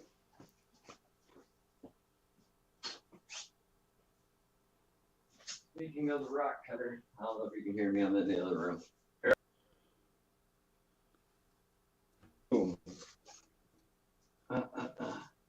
You see that? Hold on. Okay, yeah. Sorry, it's like my 36-inch rod, and I can just hold it from the hexagram thing. Okay. So that you can suspend it. It gets a good grip on my shaft, if you know what I mean. I know some people think I'm talking dirty, but yeah, if you call it digging in the dirt, getting dirty, then yeah, that's what I'm talking about.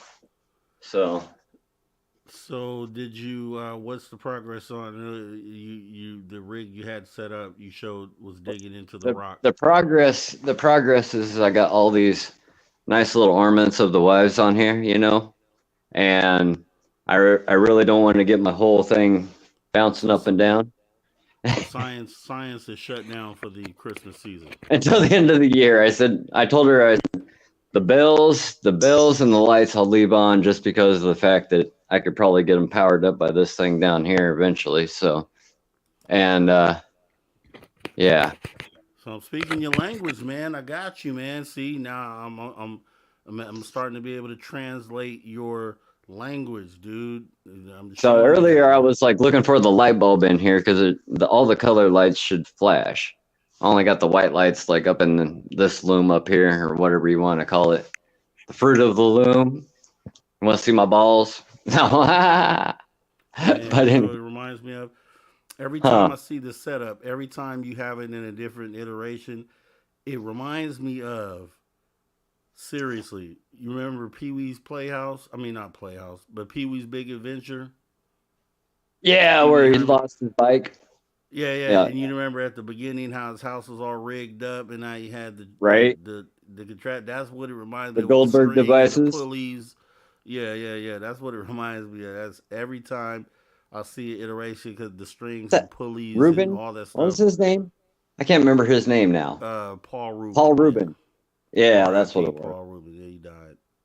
Did he die? Rest in peace. Yeah, he Yeah, I died. always remember the Oh, tequila part, and then using all the chain, and it still gets stolen. And then K Reno, the rapper down in Texas, he has a song called "My Bike," and he left his bike in the care of somebody else while he went shopping, and apparently the guy rode off with his bike. You know. Ah, Yeah, every time I see that, it just makes me think of Pee Wee, of Pee Wee's house, which is cool because it's the same thing, pulleys and all right. sorts of little setups. So, all right, well, Chris, science is shut down for the Christmas season for Magneticus. So, okay, Yeah, no rocketing for a little while, even though I mean, I got it figured out. You know what I mean? Because yeah, but it's all you see, good. But you, you seen the video of the rock I cut, so yeah, you yeah, know yeah. now you see why I got a 36-inch bar instead of just a little chisel. You know what I mean? Yeah, So yeah, yeah. as you said, it can be scaled up, but I can't scale it up while I got all the Christmas decorations on there. So we're just gonna Yeah, have to just wait. exactly. Well, don't worry about it. Just enjoy your holiday. It's always cool to tune in and see what you're doing over there, man. So Well, I'm that's why it's glad you nice, got it set up as a tree. right? And somebody was like, "Is that supposed to be a Christmas tree?" And I'm just like, "Yeah, I get my Jewish carpentry, and she gets her Christmas stuff." So There you 'cause- go. Happy wife, happy life, man. Don't even worry right? about it. It's all good. Yeah, yeah, yeah. So Yeah. yeah. All right. All Oh, right. so So anyways, with the yeah, yeah, yeah. Mandela effect earlier. So with the Let's go. Mandela effect earlier, one thing I used to my old friend that's deceased, we would talk about is how like I could take like everybody in the audience, right? And for the next hour, we're all going to watch NBC from our local areas, right? or ABC or CBS or Fox. It don't matter. You know what I mean? We're all gonna just watch the same channel for the same hour. But see, on television, you got to remember when they tape those shows that they have multiple takes, and then when it comes to editing, the East Coast might get something different than the West Coast. Right. And even though 90% of what you watched is the same, there's going to be that 10% that changed, and most aren't going to notice the 10% that got changed unless they watch both versions at the same time, which most Okay. aren't going to do. Yeah, yeah. You get When what they I'm have to, saying? you mean when they have to edit it down for time? Right. Well, the Yeah. East Coast might get, the cut from time marker or whatever their clip marker 777, you know what I mean? And the West Coast is going to get 654 or something, you know what I mean? Right, right, right. And So so there's a you're giving variation. you're giving majority of the information is the same, but the two different groups get a little bit different information, so that will cause its own conflict in itself. Just because Right, there's a 10% difference in, content or whatever. right, And if my right. wrong numbers are wrong, I'm just like throwing numbers out of my hat, No, I get the You idea get of the what you're idea though. saying. Yeah, yeah, Yeah, yeah. Because yeah, yeah. it's gonna be Don't edited for quote me as time. don't quote me as exact numbers of 10% or 20% or whatever it is. You know what I mean? It's you can Yeah. change little details. One scene here and another scene Right, gets seen right. there, and as long as most of the scenes were the same, you get the. I never watched the movie with "Play It Again, Sam." I heard it repeated as "Play It Again, Sam."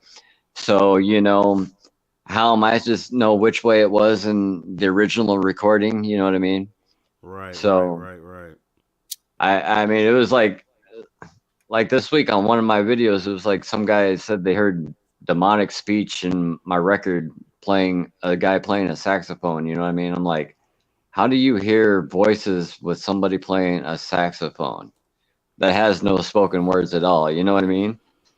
Yeah. I done check that person's profile. That person may be uh susceptible to It- hearing voices. Yeah. yeah, I don't know. So Yeah, yeah, I get that theory though. That's actually a good example. Yeah, because especially if it's something that's played only once, just assume it's only been playing once, and you'll never right, see it again. And so that version of whatever it was is going to be perceived differently based on the edit by different people, even though you would assume it was played, simultaneously across all those time zones. So yeah, right. that could be an example of that for sure. Yeah, yeah, yeah, yeah, definitely. I mean, Because you wouldn't have because the anything cable to company compare it to. controls all the singles, and I know back in like the 1980s, there was a signal in the television. I didn't understand the signal until the Pandora, Free Pandora. You ever listen to Free Pandora? Yeah. If you watch it with a spectrograph, or if you record it and then watch it with a spectrograph, right before the commercial, you'll see this really high frequency spike. Advertisement plays, and you'll see another high frequency spike. And that's how the televisions did it back in the 1980s. There was this it was out of the range of the hearing human ear, and Mm, that would tell the equipment to turn on or off. You know what I mean? Play your advertisements now, stop your advertisements now. You know what I mean? got it. Got it. And this came from a guy that had like 50 bazillion antennas on the top of his truck and could tell you who was in the air and what they were talking about. You know what I mean? Right. And so, yeah. And Awesome. That's awesome stuff, so, Atlanticus. so that's Yeah. why it's like I might not remember names, but I sometimes remember the stories. Sometimes. Yeah. Can Yeah. Yeah. I can Yeah. I can I say something here? Can you hear me? Definitely. Hop in, Jim. Okay, yeah. Um, you're talking about watching mainstream media, mainstream news. That would hurt my brain so bad. I never watch any of those news sources at all, man. None of the mainstream media, not anywhere in the world. No, I don't listen to that. It hurts my brain even just thinking about listening to, ABC, NBC, CBS, and Oh, Fox. that's Oh, nothing that hurts my compared to brain. every try to imagine going into a room of nothing but television sets on the wall, and every television set represents a communication on the video being broadcasted, like through cable and stuff. Hmm. How many channels are there on Comcast now? Like 500? That's just Comcast. We're not talking about, over in London or over in Spain or in South America or Australia. When you start thinking about, and then I tell people, imagine going into the audio room and there's a speaker for every audio program going on. That means the primary audio program, the secondary audio program, the secondary audio program, and then imagine all the teleprompting that goes on and all that along jazz. You know what I mean? That's mind-boggling. That's why I'm glad No, Echelon's in Greenland doing it all for us. it hurts my brain to imagine, even just imagine watching mainstream news. It just, ouch, that hurts. Ouch, that hurts. Ow. No, I have alternative information sources, online. That's where I get all my information. Never. Oh man, there is an ad showing a wall of television sets, and all the people, all these news readers, are all saying the identical thing, up and down. I Like saw that. it's about 5 screens by 6 screens, and they're all reciting exactly the same words. Oh, that hurts. Yeah, it's Yeah. it's controlled so much, eh? So no, I don't watch any. Well, I'm down on journalists because I have to do my own journalism myself because those journalists are not good. The ones who get degrees in journalism and go and work for CNN or any of the others, BBC, anybody. It's all, it's just, it's just lying, manipulating the populations and all that. No. That's true. I mean, yeah, Stick to it's the true. script. It's true. It's true. Yeah, yeah. I mean, I'll tell you the truth. I don't. I watch rarely. I rarely watch any actual television, and it's actually sad though that I think about it. Most of my programming is comes from YouTube, and I think that's a shame technically, but it just ends up being the case. Most of the things that I'm watching You know end how up many being on hours of YouTube. video are uploaded to YouTube every day? It's a crazy number. Yeah, yeah. I And mean, that's why I try to tell people there's no way I could watch everybody's stuff well, see, here's the ever. thing. I'm a thinker, man. So I have to engage with things that make my mind move, and Right? there's a handful of things that stimulate me like that, and I just find myself in that loop a lot of the time. And then in this field too, just being in this field, just staying up on top of what's going on with this whole disclosure thing. And but outside of that, I watch tech videos, repair videos, problem solving videos a lot of the time, Right. or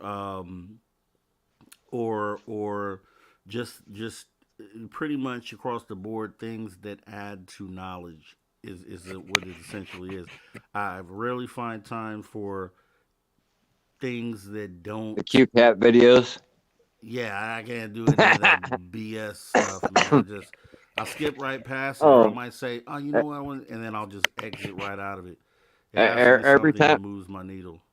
every time I look at that X, it's like the first 10 posts are all about the Cybertruck, and I'm just like, yay, I get to hear about a battery operated car. Joy. I've never thrown hundreds of batteries away over the years with electric cars, you know what I mean? Oh, the batteries last 20 years. And I'm like going, okay, show me a 20-year-old battery. Oh, I don't have one. Okay, well, how do you know it lasts 20 years? Well, because they said so. I was told it lasts 20 years, so I'm just parroting what I was told, you know? Well, I've done things like, and I'm fairly tech savvy as far as but I like to, I will if I'm confronted with the problem, I will take the steps to solve the problem. Like I fix televisions and things I've never done before, and I'll do it because I want to Right. learn and I want to execute it as well. You know what I mean? So I find myself doing a lot of that stuff, and I just I have this. I bought a laptop here within the last week, HP Envy, and then I actually bought the second one that was a parts. Yeah, he didn't know what was wrong with it, and so I got it for a really good deal. So I bought that too, and so my next thing that I'm doing literally is sent out for some of the parts, and I'm about to try to fix that myself as well. And it's just something I find myself doing. I have to do it. It's like my Is it brain has designed to to. do multimedia? Is it designed to do multimedia? What do you mean, the laptop? Yeah. Yeah. Yeah, I mean, if you, yeah. Go ahead. oh, because if you're focused on, on this, like doing this kind of stuff, multimedia ones work the best because they got better sound Oh, cards and, yeah, yeah, you know what I yeah. No, mean? no. It's mainly for. I'm just gonna run a couple different programs because on the Space Out Radio, like I have a couple computers sitting in front of me now, one to my right, Right. one to my left. But these laptops are just gonna allow me to do what I'm doing here on the go. Right. Because like for New Year's, I plan on. I'm doing a broadcast with Space Out Radio on New Year's Eve, but I'm trying to set it up to where I'm in Las Vegas when I do it. Um, Oh, and so gotcha. So you want a so that's yeah, mobile yeah, unit, yeah, exactly. And I'm not running anything crazy. I'm just running a couple. right? This like a web-based program, and then also getting it set up for the radio side, which will be starting over there too. Which is just a downloadable program, and then you have to sync up both of the computers. So nothing too technical.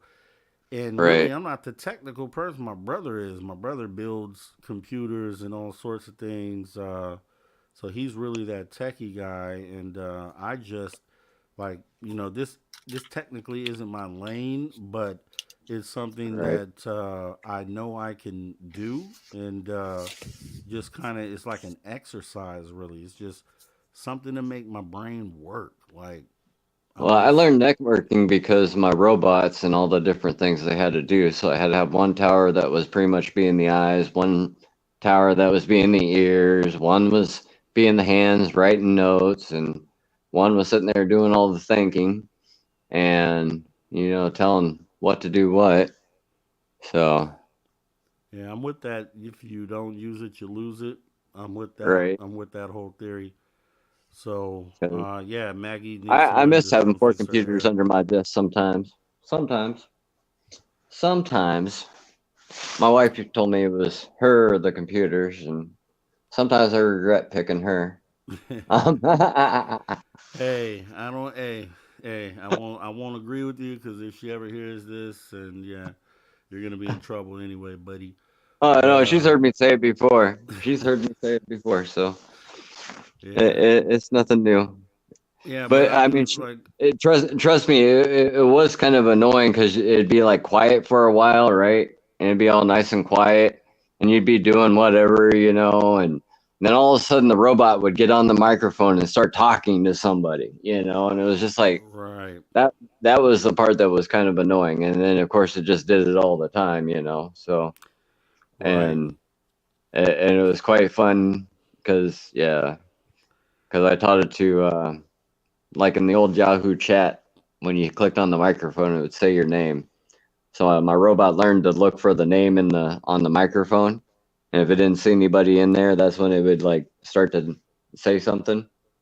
And once it was triggered, it didn't shut up. That was a problem. And but yeah, I tried to be considerate of other people talking. Yeah, But I that's mean, what if you got people a like whole to robot, a whole talking robot, that's that's another person in your house, essentially. do. Shoot. Just imagine watching the Y files, right, on a live stream, right? And somebody in the chat types a question, and all of a sudden the hecklefish responds to the question. You get what I'm saying? Right, right, right. Yeah, yeah, yeah. That's what it was. That's what it was like. You just always had it always in there, and just the randomest things I had it triggered for. You know what I mean? And Right. I could teach it the difference between this user and that user because there was like general statements like you could say hello and it would respond hi there or whatever. It had like a big response of what it could say, in different salutations. You know what I mean? Right. Instead of just saying hello. So, and I had to teach it like phonics.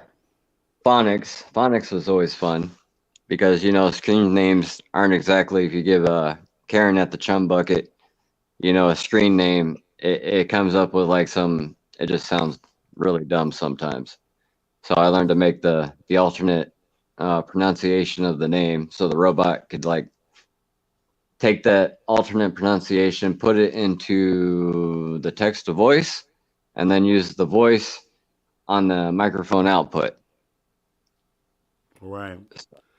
See, one thing I did, I tried to get into, I tried to tackle programming, and I just couldn't stick with it. That was one of the things that when I tried to jump into it, I just couldn't stick with it. But I wanted to do it. I wanted to be successful at doing it. My brother does it. He programs apps and things like that. Right. He's that guy. He's that real techie guy, and he understands all that. So I tried to do it, and it just I don't know. It just there's something that couldn't hold me. It couldn't hold me. But Well, you got to remember I'll in the fifth grade. In the fifth grade, I was teaching the second graders how to remove the boundaries on that worm or snake game or whatever it is, where you got to go around collecting the apples. oh You know what right, I right, mean? right. And Yeah, I I showed the mean, children. I showed them how to hack the game, and then the teacher never wanted me showing the kids how to use computers after that. Because and I've then of done course, huh? no, I've done the early stages. Where they have you do things like that, write scripts in elementary school. I've done that, the little basic stuff, but I tried to jump into Python 3.0 and then learn the programming language. You know what I mean, like from Oh yeah, scratch. because you got to like remember all the different like funky little the brackets and stuff. You know what I mean? Right, right, and Versus the it's square brackets versus the little quarter moon ones or whatever. You know what I mean? Can't even yeah. think of the names I of them. took it upon myself. I said I'm gonna go from scratch, not really understanding how to do this, and let me just go ahead and jump into this, and I want to successfully do this. And it It's just just like when I put I the. started it, but I couldn't finish it. It was just And like when I put the A is not equal to B. You know what I mean? With the greater than or the less than and greater than symbol between them. You know what I mean? Which means not equal to. You know what I mean? yeah, all that That's stuff. that's that's programming language right there. And then the nested loop of A only counts to 1 to 9, B only counts to 1 to 9, C only counts to 1 to 9. Seconds, Right. hours, minutes. You know, it's the way you got to look at it. You got 9 hours, you got 9 minutes, and you got 9 seconds. Yeah, that's just too much for me. I felt like I could use my brain power in a better way. It's just I just dropped it. Yeah, I'll Yeah, it's fix it I not for all have though. everybody. I Yeah, go have a ahead, Jim. techie question. Technical question. Can I ask? Sure, Uh, Jim. Yeah. okay. Yeah, I just got a new laptop, and I just went in and said, I picked one out, the biggest, most expensive one there. So I'll take that one. It's an HP, and I brought it home. The problem is though, it's got Windows 12 in it. Now it's big enough that I could partition it, but can I run Windows 10? Can I partition this laptop and run Windows 10 on in the partition? Because Yes. I'm having trouble with Windows 12. I think it's a really bad thing. I don't like it at I, all. So I couldn't and tell you with the newer computers. Yeah, yeah, well, you can, yeah, because if you partition your hard drive, you're essentially setting aside part of your hard drive to do whatever, and you would that part of your hard drive would be erased essentially, and it'd be just like installing the operating system from scratch. So Mm. you could definitely do that. Oh, you'd have Um, to just put a boot option in there, huh? yeah, it'll be Oh, like dual boot where you could Yeah, boot okay, into a either dual boot. side. Gotcha. That's what you Yeah, need to look for. That's what you okay. need to but look for, Jim. if Is you Yeah. dual just boot, I, dual boot options. yeah, but if you just don't like okay. Windows, I I'll think I'll you're talking have about to. Windows 11. Yeah, because there's no Windows Hmm? 12, so you may be talking about Windows Oh, 11. I'm sorry. Yes. Okay. Yeah. You're right. Now, okay. I'll have to take my computer to two computers to a tech guy and pay him to do it if it's possible. See, because I No, looked yeah, for this on I looked for this on YouTube. I asked YouTube the question, can I partition my computer and run Windows 11 on one side and Windows 10 on the other? And I yep. could not get an answer to that question. That's what my question is. But I'll take it to this techie guy. I've got a recommendation, and I'll just pay him Check into the if dual boot. he Yeah, can do. well, Yeah, Check into dual the boot. dual Sure. boot. I was yeah, looking into it, but it's beyond my right, technical knowledge. right. Yeah, you'd Really, be better just I'm having someone do it for you, and it's Oh, simple for you're them to afraid you're do. gonna So I'll tell paperweight you it? that. what? I don't even know what I you're said, are talking you about. afraid? I said, are you afraid you're gonna paperweight it? Yeah, you're That's gonna make it when you cause a Yeah, weak. major malfunction, it doesn't work whatever. anymore. Yeah, It, yeah, sure, okay. of course. But see, I got the hard drive out of the old computer and it's got Windows 10. I think it's got the one I can work. See, I had my Windows 10 running I mean, like ringing a bell. I could run it like it running really fast. The I had all the programs on there, like video editing programs that actually work really well, and all kinds of stuff.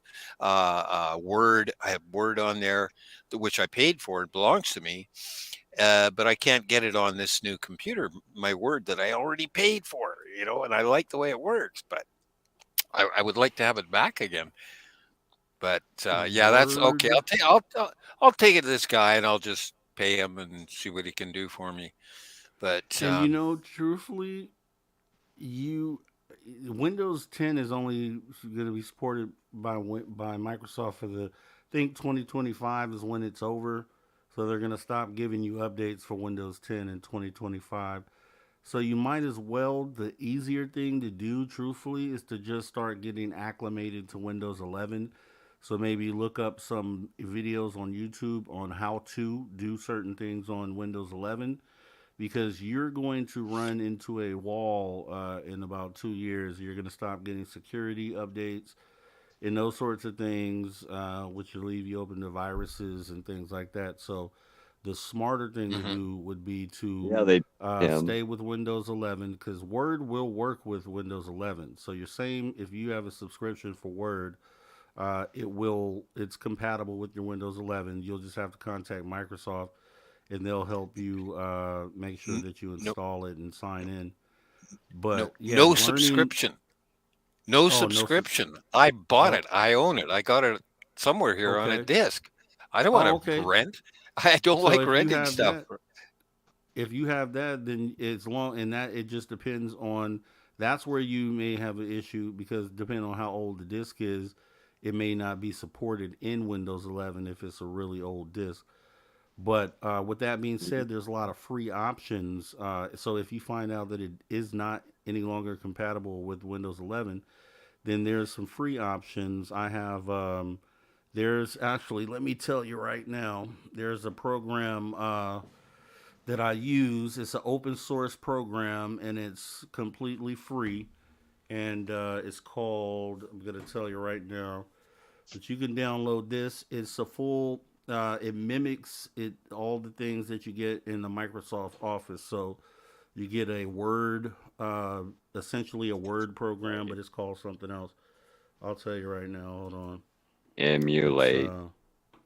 yeah, it's not an emulating though. It's its own software, but it has a word processing program which is the I know. same as Word. Yeah, well for Jim. Tim So Mothman gets it. Tim Mothman gets it because he's talking Unix. Oh, So Ubuntu. Yeah. yeah. Yeah, yeah, I'm aware of that. I'm aware of these things. Yeah, pretty much. Oh well, yeah, I And on am Unix, learning. I'm learning the Um, new Windows operating system, Windows 11, I guess it is. I'm learning yeah. that, and I'm getting it figured out, and I am getting it to run faster and better. But what I had to get into the settings, and I found that I could delete certain idiotic things that the operating system wants to do. I've deleted a bunch of those, and I do miss my video editing programs very much. That would be nice to have them back because I got a free one, but it's junk. It's really awful.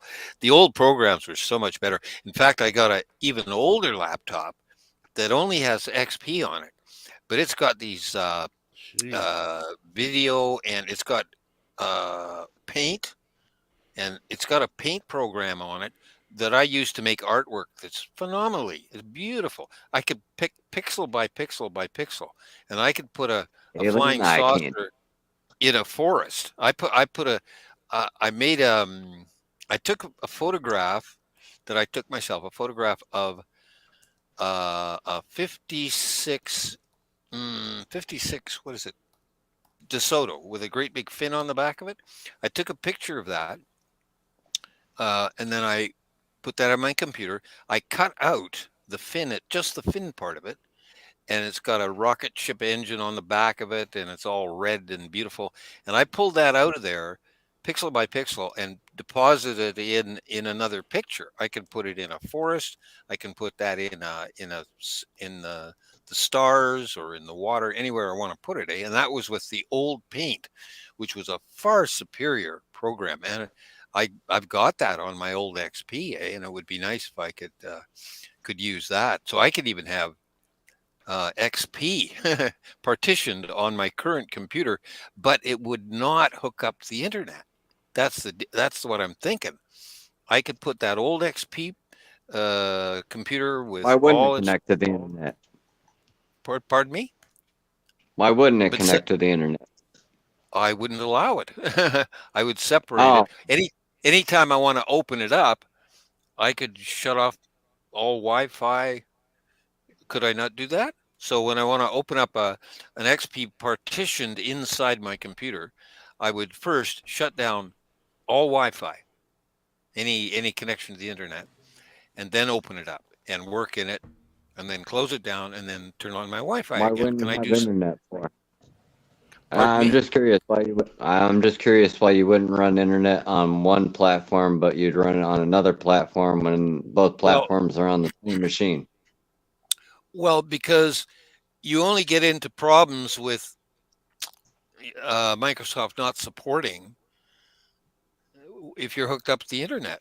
Like my old computer, my oldest computer with the XP on it, I can plug it in right now and run it, and use the old programs and transfer data using thumb drives and stuff like that, and put new data in, new images in, and You play you around you with want it. to hear a But funny it's story about XP and internet?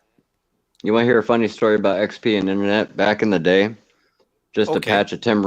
to patch a temporary connection, all right? I used one of those little dongles for the Bluetooth that you just stick in your USB plug on your computer, right? And it'll give you a Yeah. Wi-Fi or a Bluetooth connection. I use that Bluetooth connection to connect my phone to the computer, right? And then with my phone, I'd make a dial-up connection, right?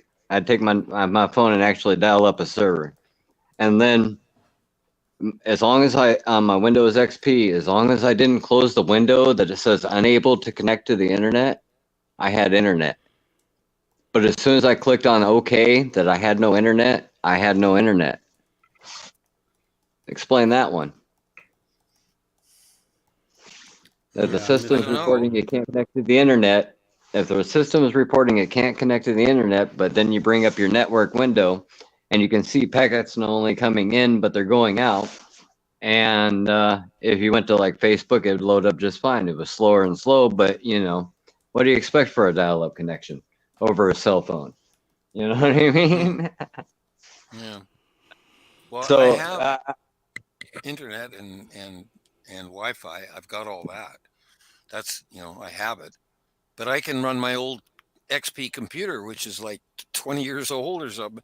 I can run that. I just don't connect it up to the internet, and it works fine. Just, it works great as long as I don't hook it up to the internet. Oh, But is if it I like try to, trying to update or something?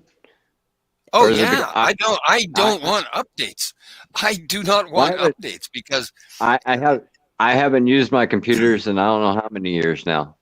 It's been yeah. honestly like a decade since I had my KVM switch. So Hmm, and so yeah, I haven't played with computers much since then. I think hmm. they're all junk, predated obsolescence. Yeah, That's I my mainly opinion on use it. iPad, iOS, or Android. I don't really get. I only use computers for the stuff I have to do here. Really, outside of that, I don't use them for Right? anything else. Yeah, when I'm done with the show, I shut my computers off, and I don't open them back up until it's time to do another show.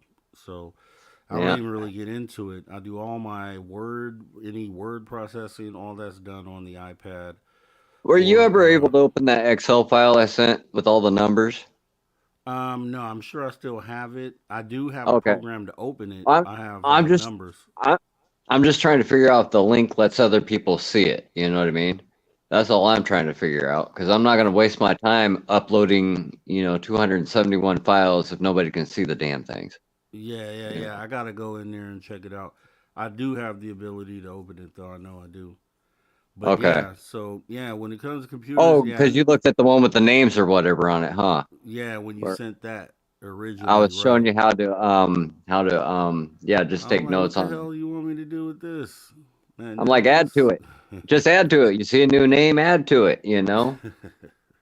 When somebody comes in the show, put a check mark, just like the teacher in the classroom. This is who Yeah, was here. And that way you don't that's have to remember. You could just be like, oh, okay, there they are. Pink. Oh, there they are. Tink. Man. Look, Man talking about Windows 8 and 9. I don't believe there was a 9. It was I don't 7 even and 8. remember anymore. I went from like XP to Android, and that was it. Yeah, it Or no, was I had Windows an 7 and 8. iPod They for a little skipped bit. 9. I It can't went right remember. from 8 to 10. And Windows 7 was bad. Windows 8 was good. I liked Windows 8 actually. I liked the support across the computers and the phones with the I still Windows got 8 Windows phones. 98. Oh Lord, what are you doing with that, buddy? That's What do you mean? What am I doing with that? prehistoric. Yeah, what are you doing with Windows Prehistoric 98? collector's items, baby. Oh, okay. Gotcha, It, gotcha. it, it will still load, baby. I'm like, You just got to put it. what do you look? What I did see, I saw a guy get he got an unopened computer from 10, 15 years ago, still brand new in the box, and he had like Windows 98 on there, just brand new, like first setup and all that, and he was kind of just reminiscing on all the little what's that paperclip guy, Clippy. Oh yeah. The talking Yeah, paperclip or yeah, whatever. yeah, Clip exactly. Yeah, assistant. I watched the video on that. It was pretty cool. Nostalgia. Right. Yeah, I remember that. Clippy. Yeah, so social did we turned into a tech channel overnight. It was all good. We got tech advice going on here. I would love to make the to kind of do that, but I think I'll do a separate channel for that. Right. But but yeah, I mean because I used to do that for a living, troubleshooting and fixing Mac computers and things like that. So like I do that, like you know what I mean, and for real.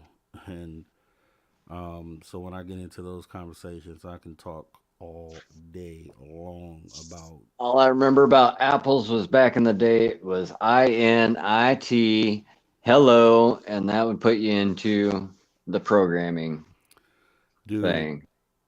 fixing a And from there, computer huh? without it being fixing a computer remotely is Oh, I remember doing that. That used to be it's so much a fun. dude. I mean, yeah, if you know what you're doing, right? But it Oh, like there's nothing worse than you're sitting in chat telling somebody where something's at, right? Because that's where it's at on your computer. And then you remote desktop to them, and then you're just like, Oh, no wonder they can't find what I'm looking at. You know, they got it in like a completely different spot. You know what I mean? No, or you Like tell some, them to look somewhere where it is, and they don't understand what you're saying, and it's like, no, the thing, right, no, right there, no, nope, nope, nope, it's right there, nope. Then you hop in there and you show them, and it's like, oh, it was right there. Like, yeah, I told you it was right right. there. That That that's whole what I thing, dude. that I mean that was the only reason I remote desktop people was just to help them with the computers. I never did it for nefarious reasons, but and that's why I was like kind of distrusting of computers because it was like sitting there thinking, if MS Blaster can go through and use the remote procedure call to shut off everybody's computer on startup, what else could be done? You know what I mean? So let So, me ask you this: Do huh? you think? Do you think? Do you? Okay, and this will segue. Do you think ETs use computers? Like, do you think they have like an ascended level of computing? Because they talked about, like, Bob Lazar talked about the inside of the sports model spaceship, and when I interviewed Luigi Venditelli, he talked about when they recreated it in Unreal Engine 5, how Bob Lazar stated, like, once when you were in the craft, that for a moment the windows, which were completely blacked out essentially, kind Right, of kind of went to a translucent sort of right. tone. They didn't know what made it happen, and there were like images and things moving around on the, like, almost like a computer screen. So do you think they're using, like, what type of computing could they be Fiber using? optic something or another they were using. I mean, come Okay. on now, Rob. You've I mean, watched they're me way past what we're doing. Yeah. look at my craft sitting right there in front of us, on the camera right now. Look at all those strings there. Now just imagine fiber optics. You know what I mean? Right, right, right, right. I mean, if I can take one string and wrap it around that many times around the same object before the beginning gets to the end, if I put an LED light between the two ends of a fiber optic cable, what's going to happen to the light? But like, it's just, I'm just trying, because obviously we understand, like, the computers we're talking about here, and the components that make it up in order for it to be a computer. But then when you try to translate that and you think about what it is that they're using, they don't have, I'm sure, a tower, or what's the equivalent of a monitor? Like, what is the brain of it? Is it, is it Well, that's part of the stealth technology these days use little tiny LEDs all over the skin of the surface, and all they have to do is put a camera on the top of the vehicle, and anybody below it is going to see what the aircraft's seeing above it. You know, yeah, but that I, would I be. mean, do you think where do you think they came up with these flexible computers and stuff? You know what I mean? Oh yeah, I I mean, I mean believe that. they use it in stealth technology. I believe They that. put they can project the sky on the bottom of the craft, and guess what you're gonna see? You're gonna see the sky. I mean, sometimes it's hard to say, because there's all sorts of different ways to doing it. But I think that's For where they probably got that frosted glass technology from. The well, they frosted use it in the glass. White House. They use it in the White House where you put electric charge to the layer between the glass, and it goes from Did it? clear to foggy. Yes, yes, yes. Yeah, I can't So remember what I it's think they called, maybe but got I that know what tech. I know what you're talking about.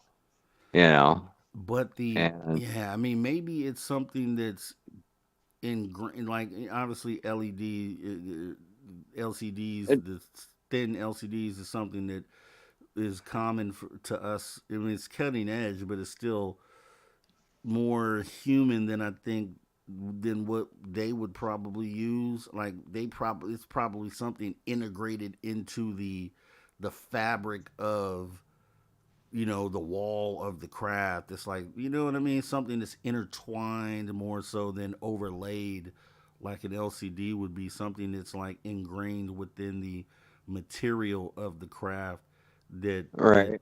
that Well, creates like that's a why I said graphical fiber optics. interface. Yeah, That's yeah, why I yeah. said Right, fiber right, optics. right. Right. You know, and that's why I said if you put the LED on both ends of the fiber optic cable, what happens to the light? Right. Right. Right. Because Right. you got light going down one end and you got light going down the other end at the same time from the same LED. When they run into each other, do they cancel each other out or do they just kind of miss each other and then they come out the other side? You know, You got to imagine, right, with some of those, I don't know if you could call it whatever, some of the techs.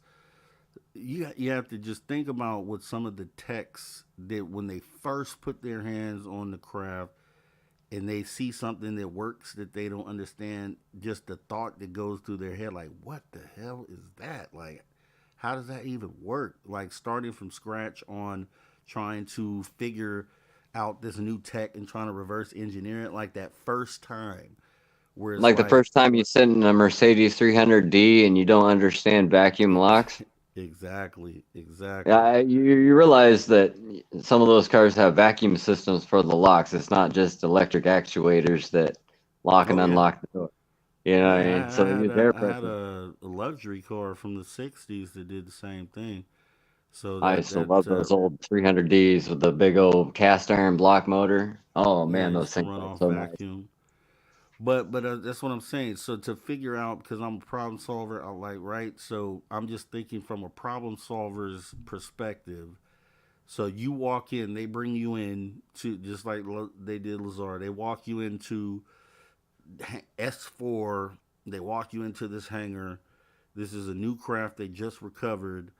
This is your first time ever dealing with the craft, and you get to work, and then you encounter that first thing that you have to try to figure out, and then just starting with something that's completely, no pun intended, obviously alien to you, and just trying to parse out like what direction to go with this, like where do I even go with this, like where do I start? Like I'm just thinking about the techs that have that first moment where they have to figure out what should be the next step. What should I try first? What should I do to try to figure Well, this out? What's the thought well, process Rob, on how it? many years did I spend trying to figure out these webs I'm weaving now? Because Right. that's what I told people. I seen whatever they showed me was this craft that had a lot of spinning parts, or large spinning parts, I should say, and it was all held together with webs of wire. You know what I Right. mean? As a child, I didn't know anything about the drawings of like the snake eating its head or eating its tail or whatever. You know what I mean? Because that's the way I look at these loops now: is the snake eating its head. But Because the beginning of the line is the end of the line. You know what I mean? but And it here goes the back the around. only difference is, right, is that with us on Earth we have examples. We have prior examples to kind of start pointing us in the right direction on a lot of things when we're learning them for the first time. We usually have something as an example, but for something that is something that you can't even comprehend, though. That's what I mean. Like something that's uncomprehendable, like you wouldn't even know where to begin with this because it is so foreign and so not anything that you've ever seen or That's anyone how else has that's ever how I seen. was. That's how I Yeah. was for the longest time. Is I didn't know. It's like, how do you explain it to somebody? You know what I mean? How would you explain that red wire to somebody? You know what I Right, right, mean? right. If But you're you gonna got but put in, there's a theory though, right? I mean, I'm sure you would there it had to bridge off of some other idea, right? Or is this, and that's kind of what I mean, like it, you it still have was a it was starting point. it was the years of like in the last decade at least is when I got really like gung ho into the ancient Egyptian like drawings and stuff like that. And then, it's like you look at some of these pictures. For me, it's like I look at some of them and it's like I can see machines with them. You know what I mean? And then I started building, kind of like, Right. this harp thing or whatever you want to call it. I don't know what to call it. I've never seen one before, so what do you call it? Is it a harp? Is it a guitar? Is it what is it? You know? Right, but the material is string, and so you're familiar with string prior to building it. But what I'm talking about is somebody handing you a pile full of, you don't know what the hell this is, and then you taking that and then doing something, returning or figuring out what that is, and then once you figure out what that is, then trying to implement it or use it in the way that it's meant to be used. That's a totally different thing. Like, you can hand, all the things that you have that built with individually are things that you have seen before, but not as a collective as how you've put them together. Well, That was something you came like up with. the machine heads I call tuner knobs, which if you try to look up tuner knobs and try to buy a tuner knob, you're probably going to get like the volume control knob for a Marshall amp or something. You know what I mean? Right, So, right. and until you know what it's called, like one of my musician friends was like, "Oh, tuning or not tuning heads, but machine heads." Boom. I go look on Google. Sure enough, boom, all sorts of choices of machine heads. You know what I mean? Right. I I didn't know how my project was going to work, so low budget, cheapest you can find. You know what I mean? When it No, comes to violin bow, you best believe I'm not going to go buy a $5,000 violin bow for this contraption. I might spend $5 on a violin bow, but not 5,000.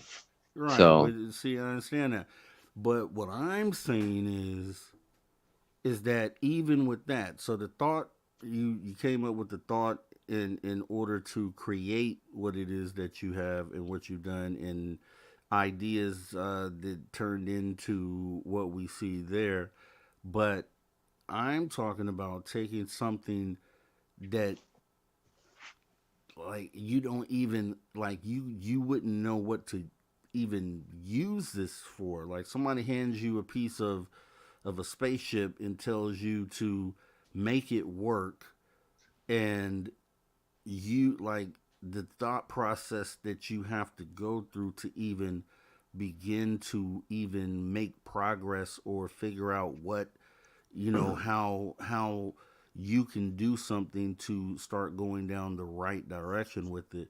That's the difference, though, because these things we have on Earth are, like the bottles, right? So you figure that, which is genius still, but it's material that we are familiar with and we have, versus right now, someone we're handing you familiar with this right now. If I went back 100 years and shown somebody this PVC pipe, right. what True, would they true, call it? What would they true, call it? true, true. So you're That making my that point. pla- You're making my point. plastic bottle, they wouldn't have it. This is what I was trying to say before. When you keep talking about you should make a time Yeah. machine, and I'm like, no, I don't want these problems. You Right, got to right, pay right. attention to the money you got in your pocket. I mean, can you imagine you just happen to be in the same place at the same time that you spend old money that somebody else is spending at the same time, and the clerk notices both bills look the same, so one of them's counterfeit. You know what I mean? Even though Right, one right, was attained later in time and one was produced at that time, you right. know. But So here's the thing, though, with that, right? So, okay, so you're making a point about, so at one point PVC pipe, it was an unknown thing, and yeah, it's being introduced to someone for the first time. But the materials themselves, right, are from Earth or from here. So even if you had to make them in a lab and create the actual thing, it's still something that was derived from here on Earth. Whereas having something that is completely foreign to Earth, like, you couldn't create this thing here. There's no way this could ever have been established here, sort of situation. Where it's something that doesn't even make sense. Like, you could try to mix all the chemicals and elements that you try to put together, and you still can't mimic or create whatever this thing is, which is probably a lot of the problems that they are running into doing reverse engineering, because the stuff just isn't from here, and they have no way of really replicating reproducing the environment. Yeah, what it exactly. is. So It's kind of like imagine bottles, having. bottles made on Earth versus glass bottles made in space. The glass bottle made in space won't have as much of a heavy side as a bottle made on Earth. You know Right. about bottles on the heavy side, right? On the heavy side? What do you mean on the heavy side? There's a heavy side on a bottle. Every bottle has a heavy side. Like one side of the Mm, bottle is heavier than the rest of the bottle. no, no. Okay, Why is so that? take like a level table, right? A level table, and set the bottle on its side on the table. Okay. And the heavy side should roll to the bottom spot. You know what I mean? It'll always To the go to lowest. it'll go to the lowest point towards the table. And if you do that, from different angles, you'll always notice that one part of the bottle always wants to roll and point down at the table. So Okay, so that's something to that's do with it being done on Earth. Is that what it and is? then Or and then if you lift the bottle by a string, if the heavy side is pointing down, the bottle it won't stand up, and if the heavy side is up, the bottle will stand up. No, I said that backwards. Heavy side's got to be up and it'll fall over, and the heavy side down and it will stand up on its end. I, and I that's have to. specific to it being made on Earth. Is that what you're saying? Yeah, Versus yeah. So okay, like, so like, can you see that right there? That oh, that's like the glass line. Let me see. Sometimes you can see them. There's like a seam, like you'll see it like right here or something. You'll see this line going through the bottle like right there. That's the heavy one side. second. Show me again. And Let me see. can you see? Yeah, I can't yeah. tell. So usually you'll see like a line in Okay. here, and if not, like, see, I can't tell if that was where the label was or something, but there's definitely like a line, like right in the bottle there. But if you lay it on its side and it's on a flat table, there should be like a spot where it always wants to come to rest. You know what I Yes. mean? Like Okay. this versus that. You know what I mean? Maybe that's where it wants to. There's a heavy side to it, and then if you hook a Okay. string on here and it's sitting on the table, just hook a string around the end of the bottleneck and you pick it up. Only one way with the heavy side will it come, and it will stay sitting like that. If like the heavy side's up, and when you come up, the heavy side causes the bottle to fall all the way over Okay, but why? because the heavy side. Yeah, but why is it heavy? Why is that side heavy? Because when it's sitting in the furnace and it's cooling down, the glass runs to the bottom edge. Just like if So I put a it's drop just to of do with water on here. gravity.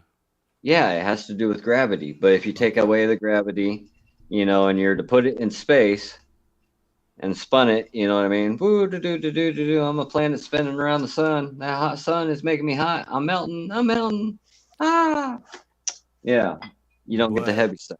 theoretically, the same results would happen on any other planet.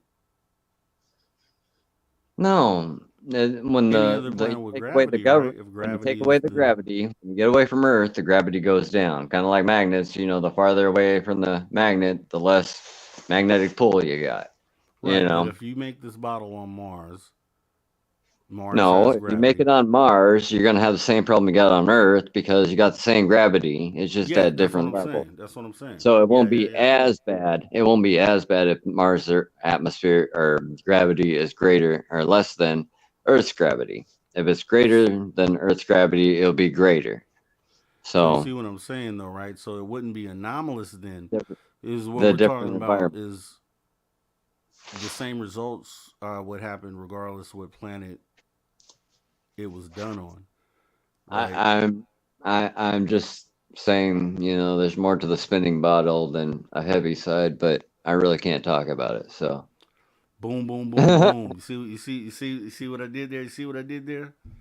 all I can say is look at I Hanford. trapped you in I trapped you in a corner, man. I trapped you in a corner. All I can say is go look at Hanford and you'll figure out the spinning bottle. That's all You I'm gonna said say. Hanford. Yeah, Okay, so I see there's Hanford Reservation. There's a Hanford word that goes reservation. between Hanford and reservation. Okay, I'll write that down, buddy. No, Centrifuge. but back to that though. Yeah, no, because okay, all right. So that's the case with the bottles. Okay, but I'm Oh, just you want to know talking one about. experiment? You want to know one experiment I did with the spinning bottle? And that was half the reason of doing these webs is I needed to hold the bottleneck in the center of my wheel when it was spinning around. So one thing I used to show people is I'd take a cigarette and I'd light it and I'd get it burning pretty good. And then I'd take the cigarette and I'd stick it down in the neck of the bottle and just hold it there. And then I'd ask people, why is the smoke going down and making a cloud in the middle of the bottle? You know how smoke Mm, likes to rise, right? right. Why It's why is the smoke going down to the center of the bottle and making a cloud? because the bottle's spinning is gravity. So why is the smoke sinking? Because The cigarette isn't spinning. Cigarette's sitting stationary right above the bottleneck. it's creating a vortex. It is creating a vortex. Boom. And in the process of the smoke going back by the glass bottle, which is colder, it cools down, quickly cools down, and starts to sink instead of rising up. Got him. That's what's going on. Got him. So Yeah. how's that Fit. for how's No, I that for a mean food that it source? may. Yeah. I like it. I like it. But see, I like to think. So it's And that's a good game for me, man. But and then that's what kind of got me the funding back in the day because I was talking about how I couldn't figure out how to operate the vents if I used like a oh, you were talking about it last week, I think, with um you showed something. What were you showing? Dirigibles and stuff. Crap. Oh, you're showing like the little balloons with all the fans everywhere. oh yeah. From the Arrow website. Yeah, But I not forgot but what not those. the one not with the ones with the fans, but the ones with the there's the ones that use the ion thrusters, I think. I think didn't you show the ones with ions? Or did you just do the fan ones? They had the fan with the spheres, the silver spheres with the those were in impellers. Right, right. See, that was one of them. I ran across somebody in aerospace too. Was using the magnet wheel to turn turbines. Like little individual turbines. But the one problem I was running into was eddy currents, and it was cutting the cables time and time again, over and over and over again. So I couldn't figure out a material to use for the cables that weren't going to get a whole bunch of eddy currents and melt and break. you know, and the Right, vibration doesn't help either. I mean, there's a lot of vibration in it too. So, yeah. And then the right. ion thrusters, you got your ion thrusters, like sharper image, um, just highly positive charge one plate, highly negative charge the other plate, and the air move between the two. So there's that one too. I Right, mean, that's the, right. I mean, this some of this stuff is when you think about it, it's alien. You know, lifters made Yeah. out of aluminum foil. Oh, you need a tinfoil hat. No, my phone needs a tinfoil pocket is what it needs. That's where I use my tinfoil is around my phone. I mean, You it's know, alien, right? But to be fair, nothing is more alien than that craft sitting in front of you and you having to figure it out. There's nothing right, more alien than that. You can't confront yourself with anything on earth. I don't, at least that I can think of, that would be as mind bending and mind breaking as trying to figure out something that could not derive from this planet, because all you know is this planet, unless you have some, like I said, like sometimes you can they take asteroid samples and they have certain mixtures of metals that they find in the rocks, right. things like that. So unless you've come across it in that And way. you're not gonna repeat the process like Right, re-entry into the atmosphere sitting here on Earth. You have to go out to space and then you have to check the rock back down to Earth. You know what I mean? I mean, right. But now, if when was the last time you seen NASA just take a rock up to space to say, "Hey, we're gonna push this out, and we're gonna just see where it lands," you know, and see if it makes a nice little streak of this color or a streak of that color. You know what I mean? right, So right. you don't hear about it, but I bet you they did it. You But know, I'm saying, so let me give you an example. So if you had an orb, if you had whatever these orbs are, so say they just glow like that because of some process and they appear to be balls of light, but they are actually on the inside something physical. So assuming you had that sitting in front of you right now, and it's like Magneticus, figure this out. We want you to make this thing work, and you know, where do you start with that? Where do you start with that orb? How do you begin to understand what the processes are to make that work? What is the first step that you take to try to figure that out? What path do you go? You can go a million different I- ways. if it was just an orb, if it was just No, an if orb, it's an orb with the physical craft on the inside. well, if it was a physical craft on the inside and it had like the shimmering going on to it, I'd definitely be thinking ion propulsion, number one. That would be my Okay. first thing. Is if it had like any kind of a blue glow on it, ion propulsion, number Okay. one Okay. answer. And like But I what if it told my wasn't friend blue? in What if Paris, it huh? was some other What if color? it was What if green? What if it I was green? mean Like, you know, when you yellow put or copper, it doesn't matter. If it had the glow, like I said, if it had the glow around it, I'm going to think ion propulsion. okay. Just plain and simple. If it has if it has that shimmery look to it, I'm going to think ion propulsion. Number one, just because that's what I'm familiar with. You know what I mean?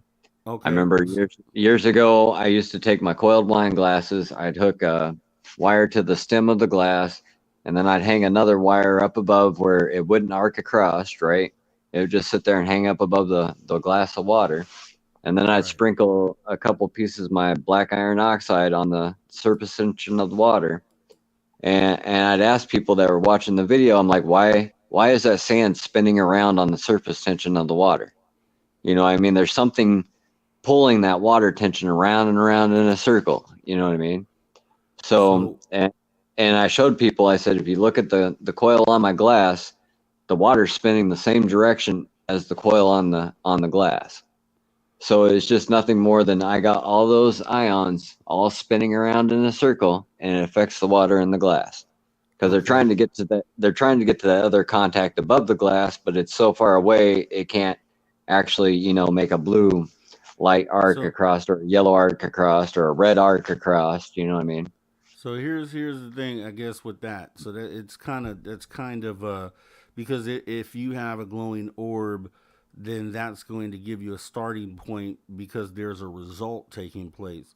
However, if it was inoperable and it was not glowing at the time, but someone said that it initially it was glowing, but now it's just a solid craft because the energy Maybe they turn source off or the whatever drive. powers it.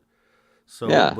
but that's it. So when you're dealing with the physical craft, then at that point, then how do you start from there? Okay, because if you see it glowing, then yeah, okay, you can have some ideas on why it's glowing and kind of start there. Maybe that kind of kick starts your thought process. But if it's just a physical craft that isn't being used, it maybe it has the capability of turning into an orb or glowing like an orb, but you have to figure that part out. So I guess that was giving you Have, have, to, have you you ever know, watched helicopters work on power lines, high tension power lines? um, well, I mean, I don't know. What do you mean by that? Just Y- hovering, or what do you mean? When the linemen go and work on the high tension power lines from helicopters. Have you ever I watched don't how think they I've have to? ever seen them do that. No. Okay, so when they first approach, the first thing they got to do is they have to hook a wire from the helicopter to that power line. Because if you step from the helicopter to that power line, you're gonna get the bejeebers zapped out of you. But as long as grounded. That cable is connected to the helicopter, and you're now the common power source. You won't arc across. It won't try to arc across to you. Okay. So that's why I was asking if and that's part of the reason if it was glowing before in the process of landing, then once it landed to stop glowing, it's probably because they didn't want to become the path of least resistance between the craft and the ground, and get the bejeebers zapped out of them. So I'm just saying that'd be my belief. Okay. We have welcome to the show, Lee, asking, could we ask our guests to show an example of ion propulsion glow? Do you have any Me news? right now, no. Okay. No. I mean, I don't know. I could probably like get some tinfoil or something and get it to attract with static electricity, but that's like similar. It's a similar concept, you know. Okay. Like Okay. when if you yeah, like if you throw a balloon up and then you charge yourself, you could get the balloon to chase you with the static charge. You know what I mean? Okay. That's basically how ion propulsion works, except for you got to use cylinder charges because then they would really repel, kind of like two magnets will repel each other, two south magnets will repel each other. But put a north and a south together and they slam together. So Okay.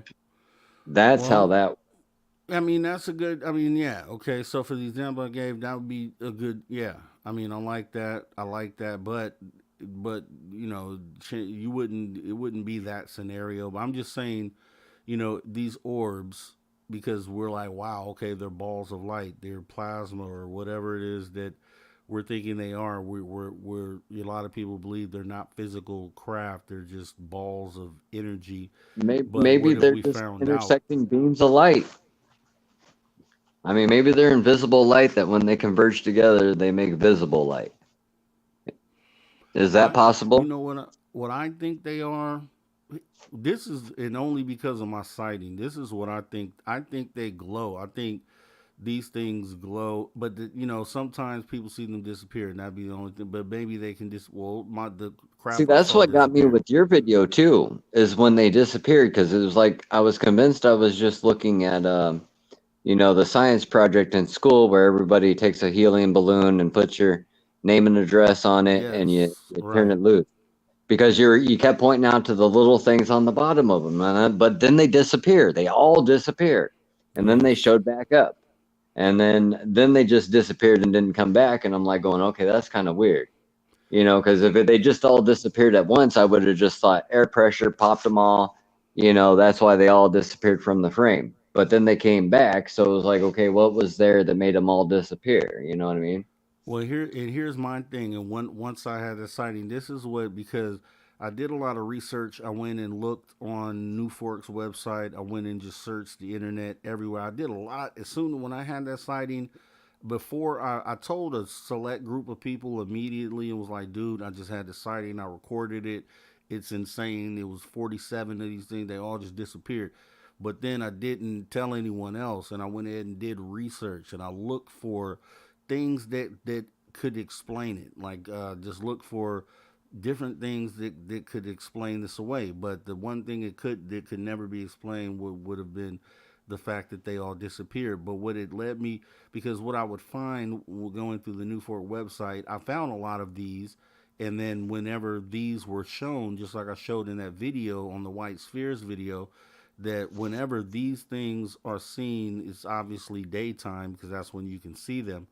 But my whole theory is that when you see these other orbs at night, like we'll say 20, even though they say 29 palms was flares, we'll say Phoenix lights, we'll say 29 palms just to use as an example because these are times where you see these unidentified things in like a V formation. And Right. my whole thing was after seeing these is that maybe they glow at night. Maybe they don't glow in the daytime. Maybe they are these physical things that I'm looking at here. But if this were the same objects at night, maybe that's when they glow and they appear as orbs. Because it just made sense because they didn't seem like they were manned by anything. They seemed to be too small for that But they, you know, I'd say they were probably 5 feet. If I had to guess, I would say they were probably 5 feet in diameter, each one of them, maybe. And I just didn't feel like things were in there, but they were organic in movement.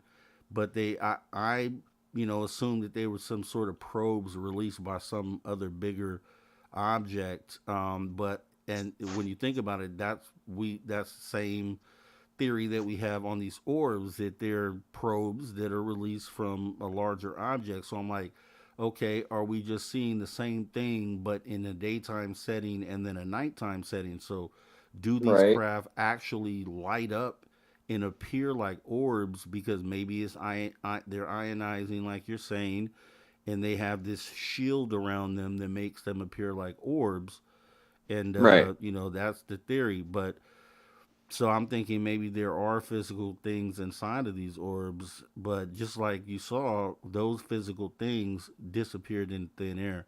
So that could But then explain. they came back for a second, didn't they? Didn't they like Yeah, disappear and then they came back and then they disappeared? well, they did. What happened was, is initially they were in a cluster. They were in a ball, like a bunch of mosquitoes, Right. like in a ball, like flying amongst each other. It was very strange. Actually, what it reminded me of was the a video that was debunked, unfortunately, by ufology, which was the Longbow 281 video, where the I think it was the Border Patrol helicopter pilot. He was in a helicopter with another pilot, and he was saying, "Hey, what are those?" And the guy just kind of said, "Oh, there's probably, you know, birds or some whatever it was he said." Right. So that video was released at a convention in May of the previous year from my sighting, like a year earlier, so 2021. And it was supposed to be this big release, and the guy who was releasing it says, "I have something really crazy, you guys, is gonna blow your minds." It came out, and they just wrote it off as birds. But these things were doing the exact same thing. They were flying in a cluster, like almost like mosquitoes. And so when I saw my sighting happen, they were doing the same thing. Initially, you know, my girl came and got me. I said, "Oh, those are birds." She was like, "No, I don't think they are, because they're shining, like they're metallic, because Reflective. you can see Yeah, the sun shining off of exactly. these." So I'm like, "Okay," and I sit there and look, and I saw them shining. So I'm like, "Whoa, okay." Ran and got my camera. So I come back out, and they're beginning to fly towards where we're at, and they're in a V formation, and they're kind of moving in and out of each other. But if you look in the video as they're flying, and Tim pointed this out, because Tim was one of the first people to see the video, and he's like, "Dude, during the video, some of them disappeared during the video, and then come back." So at one point, there's 47 of them. Then in the next frame, there's 45 of them. So they were kind of fading in and out. But these Right. were physical objects. They were low enough to see with the human eye, and I could draw you a picture of these things. These things were physical. They weren't like how some people say, like a heat wave effect. Right. These were clear as day objects in our reality, and but they were disappearing in and out, in and out.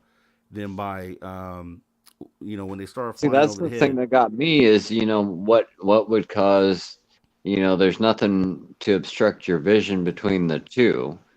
You know what I nothing, mean? clear There blue was no sky, clouds or anything. Yeah, exactly. clear blue But like sky, I and that like was I said, when you first pointed out the little things on the bottom, that's why it's like I always think of, like, in grade school, turning loose the whole classroom, turning loose, helium balloons with name cards on it. You know what I mean? But yeah. when they all disappeared, but then reappeared, that's when it was like, okay, they shouldn't be doing that if Well, they and were their here's school the other experiment part. balloons. So you know what I mean? Here's the other part. They have like some people, depending on where the sun is at in the sky, it can hit it off. So, but it just happened to be so perfect because the sun was high noon. It would happen at about 12:20 or 12. It was right at noon, so the sun was directly above. So there was no sun hitting it from one side, and Right. it was directly Yeah, above. that's no lens flare. Because I know me and Brown Dwarf were having a little conversation about lens flare. Because one of his videos, I was like, all I can see in the video was lens flare, and I wasn't sure if there was something else there that I wasn't seeing. Because I'm looking at like a little itty bitty screen. You know what I mean? Right, So right, I mean, these objects you guys are seeing in the videos sometimes aren't even a pixel on my screen. right. So and it's so but for me it was just because of the angle of the sun to the angle of the object, and the sun kept seeming to move the same angle as the object, you know what I mean? So Well, that's why I was thinking it was just lens flare, but from my well, what I this could see. this leans Huh? further. This leans further into the theory, though, right? Because I showed on that Oh, I know video. there's more than lens flare out there, trust me, there's more than lens n- flare out. No, but I showed on the video, the sphere video, the one where I showed the ones in Mexico and the ones all around the world, the ones that happened in Colorado the next day, and just all so it showed that these things that I recorded are very common around the world because of the different locations that show the exact same things. So I took that thought process and then applied that to the other common thing. The only other objects that are just as common as I showed that those were are orbs at night. Orbs at night are seen all over the world, period. Right. And they're the only two common when we talk about craft. They're the only two common type of craft that are being seen globally are these things I recorded and then orbs at night. So common sense would say that are those two separate things that are both common, or are they the same thing that's common? And that's more likely. It's more likely that those things are the same things that you see at night, but at night they glow. You know what I mean? Right. And which would explain what orbs are. I mean, it just using common sense says that. So if that's the case, uh, then that means that these orbs are whatever those things are recorded are, which are physical things, which means that on the inside of those orbs are likely physical objects that are emanating light that they are could be, able to disappear in the thin air. they could be. I mean, Yeah, I, I mean, I, I really don't know. I mean, if it's you like, look at the data, if you look at the data, like going to the New Fork web, if you go to the New Fork website and you see the only other things that and they're kind of common, but they're or the ones that appear like morphine jellyfish sort of situations. You know what I mean? Like right, they're like balls of I don't know what they are, but they form into different shapes. Whatever those are the only other things that are even close to as common as those. But yeah, these things are seen all over the world. The tear in the sky. That's the other clue to that. The tear in the sky. The objects that they had in the documentary, where they finally find that portal or the hole in the sky or whatever they were calling the tear. The objects that were inside of there matched the objects that I took pictures of, and obviously I'm only 100 miles from where they filmed that. So it just, the evidence just points right. to, the dots connecting on that stuff. And then, to drive that home, if you look at the gimbal, I'm telling you, if you look at the gimbal footage of that object, the one that kind of twists and tilts in the sky, if you look at that, I don't know, I forgot what is that FLIR or whatever radar type of filter they used on that, but when it turns, it does that turn. It looks like a top where there's a pointy It top rolls. and a Yeah, pointy bottom, and it's kind of flared out on the side outside. That yeah, image pretty much matches what I took pictures of. If you look at that gimbal again, the pointy parts, the part that sticks out, right. looks like where those things were coming out of the bottom. And just putting evidence together, just evidence that's out there, and in the fact that in that same video, that's the one where they say, "Oh, there's a fleet of them," and they're All I going know is against the wind.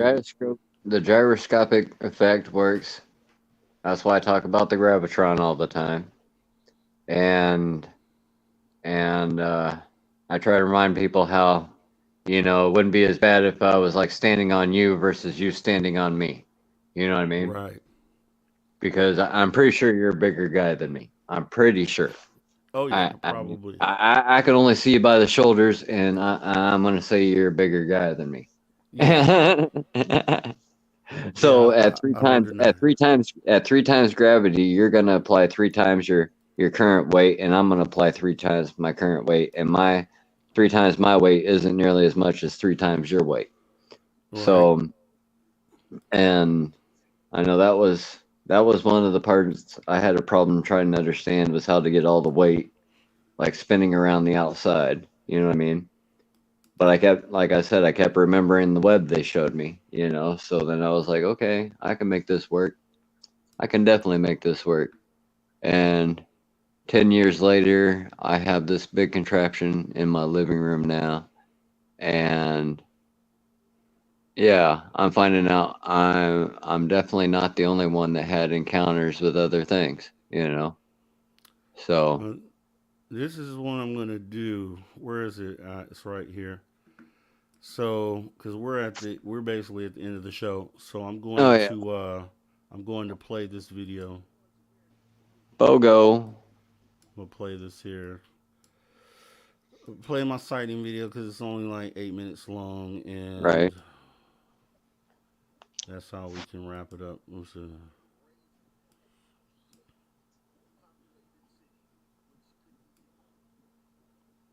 It's hella dramatic too. Okay, let me do this. How do CMR I share bird. this tab? Okay, here we go. All right, so let me go ahead and put this up, and I'm gonna just play this, and then we can get ready to wrap it up. This is the sighting. This is my sighting. It's kind of dramatic how I said it, but it was purposely done this way because that's how I felt in that moment. So here we go.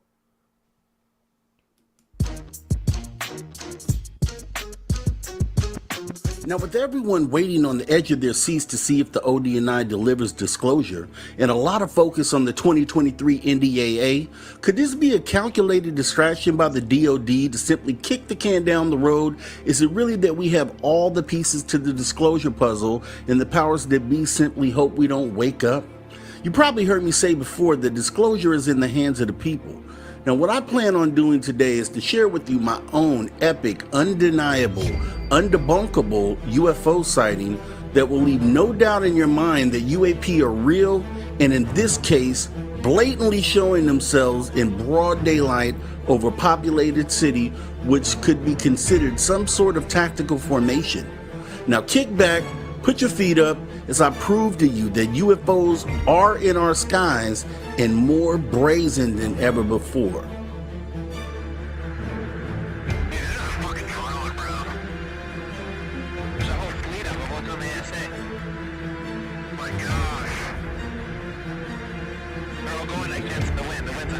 Look at the pointy part at the bottom. See the pointy part sticking out? That. And then look at my object. I think that's where that black thing is. That's not LNS though, is it? It's not. Well, if there's like anything, it's rotating.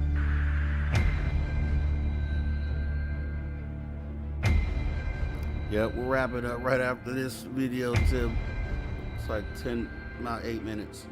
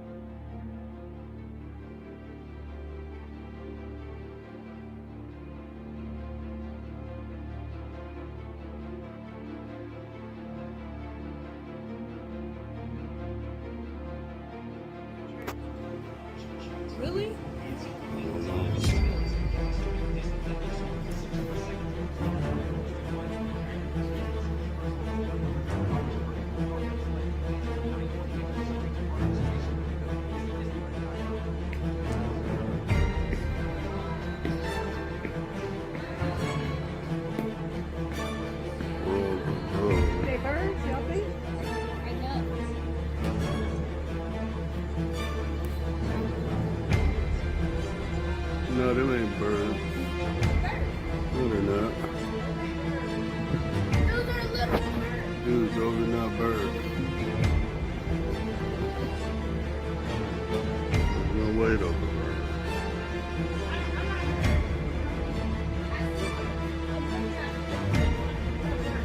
Where'd they go? Can't see.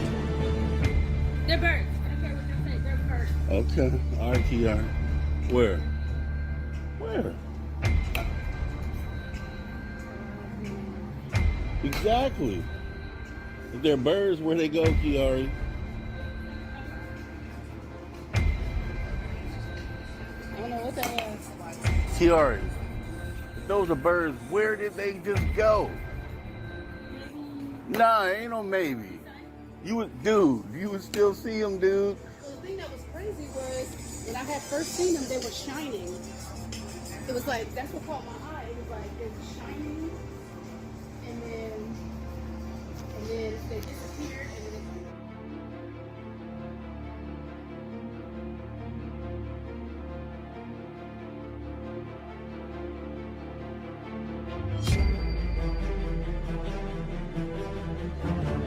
Dude, just like the gimbal, I'm telling you, the object in the gimbal is likely this.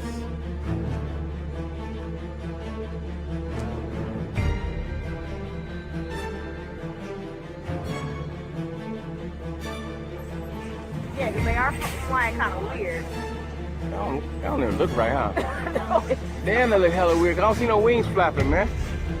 Do you see wings flapping? No.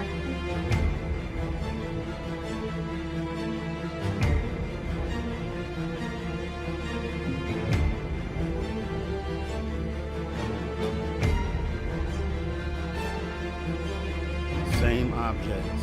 Think of gimbal when you think of the pointy things sticking out the bottom. That's what these are, what gimbal is. These objects, I'm telling you.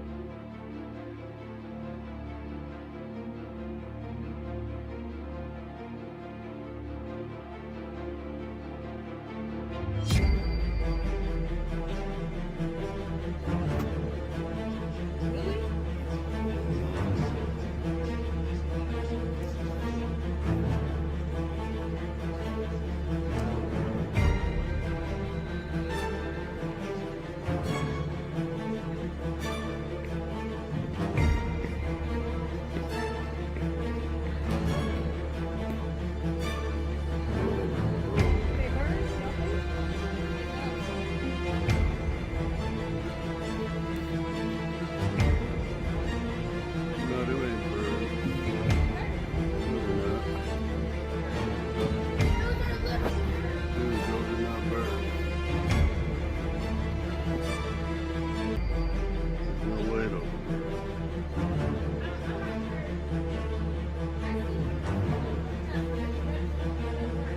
Where they go? Can't see. they're birds. Okay. All right, Kiara. Where?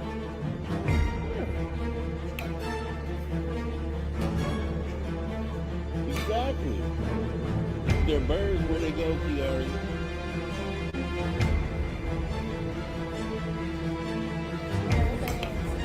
Kiara, those are birds. Where did they just go? Nah, ain't no maybe. Dude, you can still see them, dude. When I had first seen them, they were shining. It was like, that's what caught my eye. And then they disappeared, and then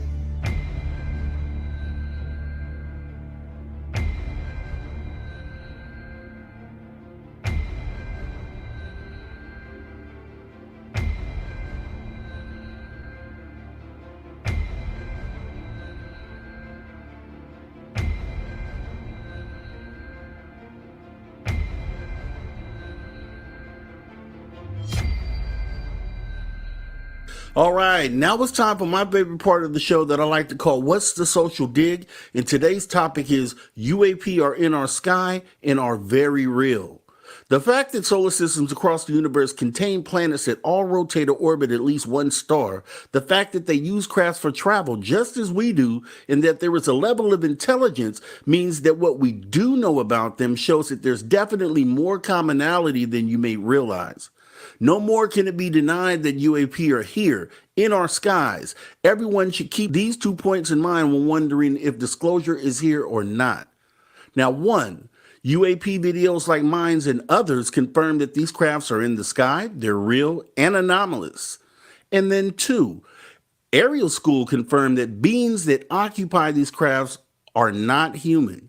Now, we don't need the government to confirm much because if you think about it, we as the people collectively have all the proof that we need, which is why we have to come together with our puzzle pieces and we can complete that puzzle and see the complete picture.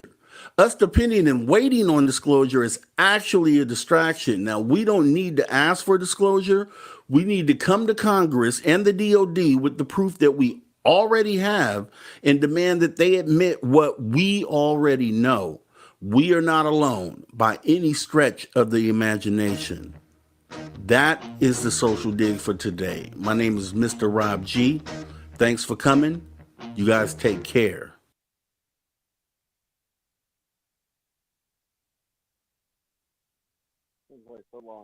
Whoa, whoa, whoa, whoa, whoa. Why are there so many of them? Question one, why so many together?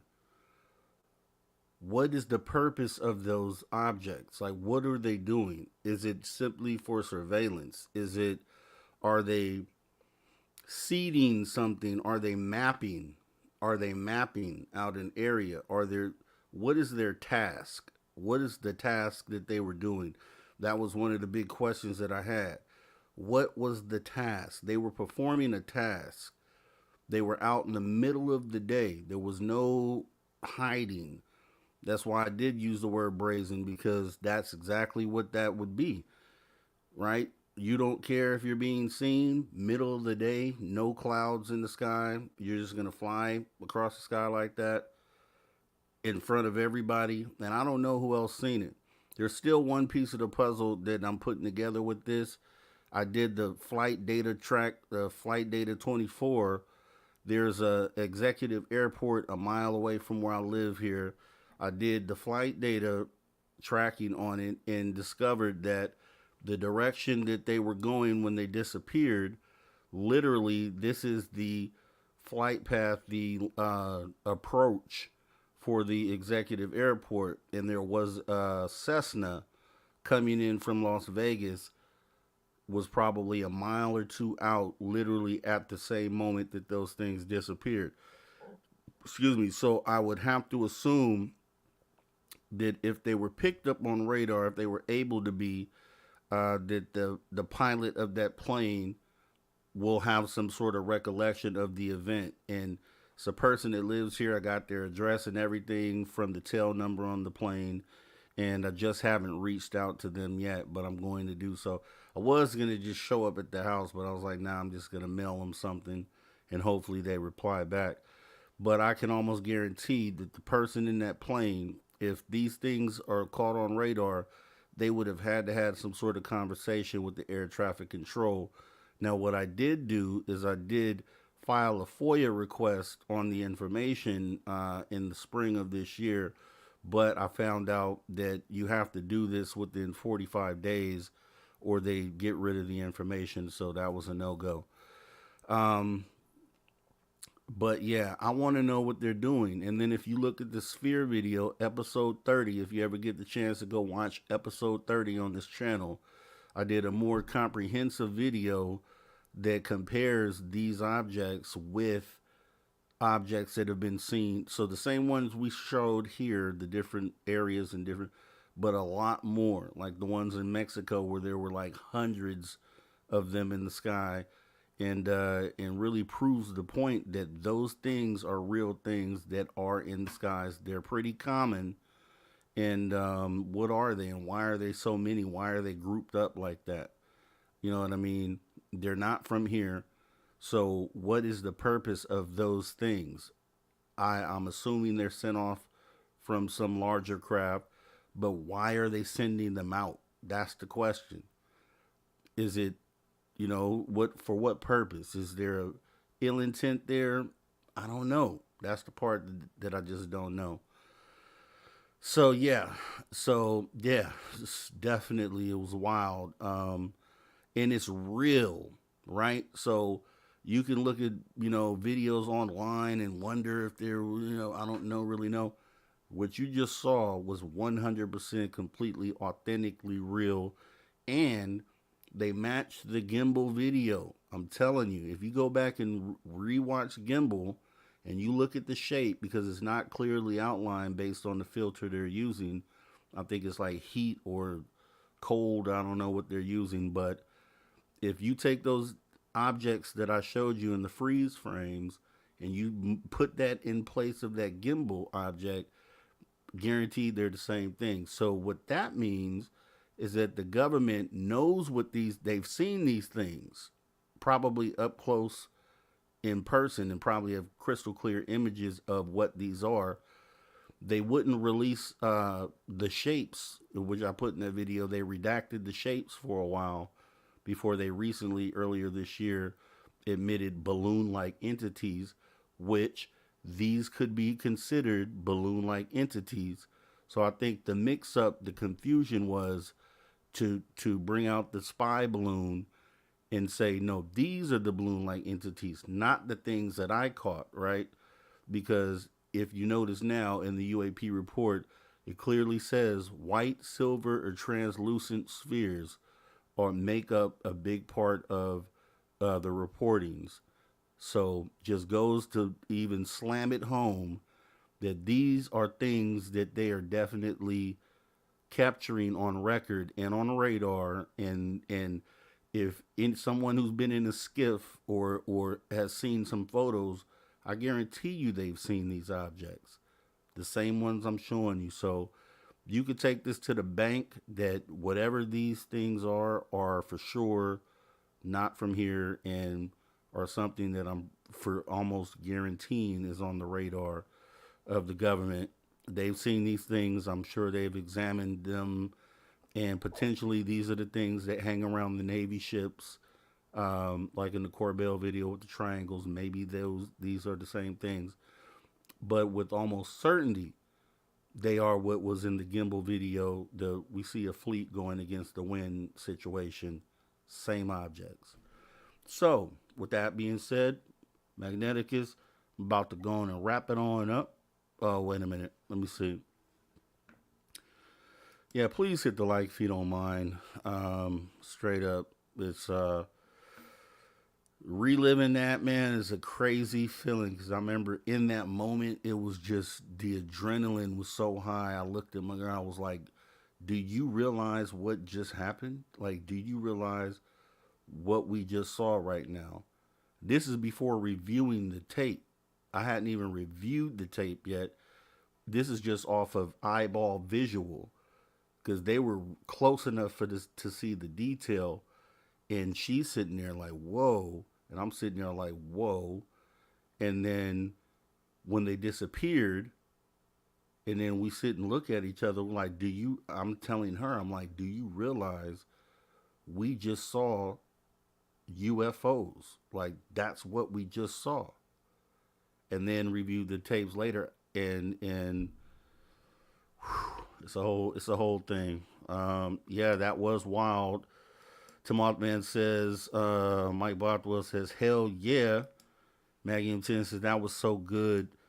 Maggie M10, I hope it's data gathering. I have the data, man. And that's why, I think something like that should have been picked up by media somewhere, like literally.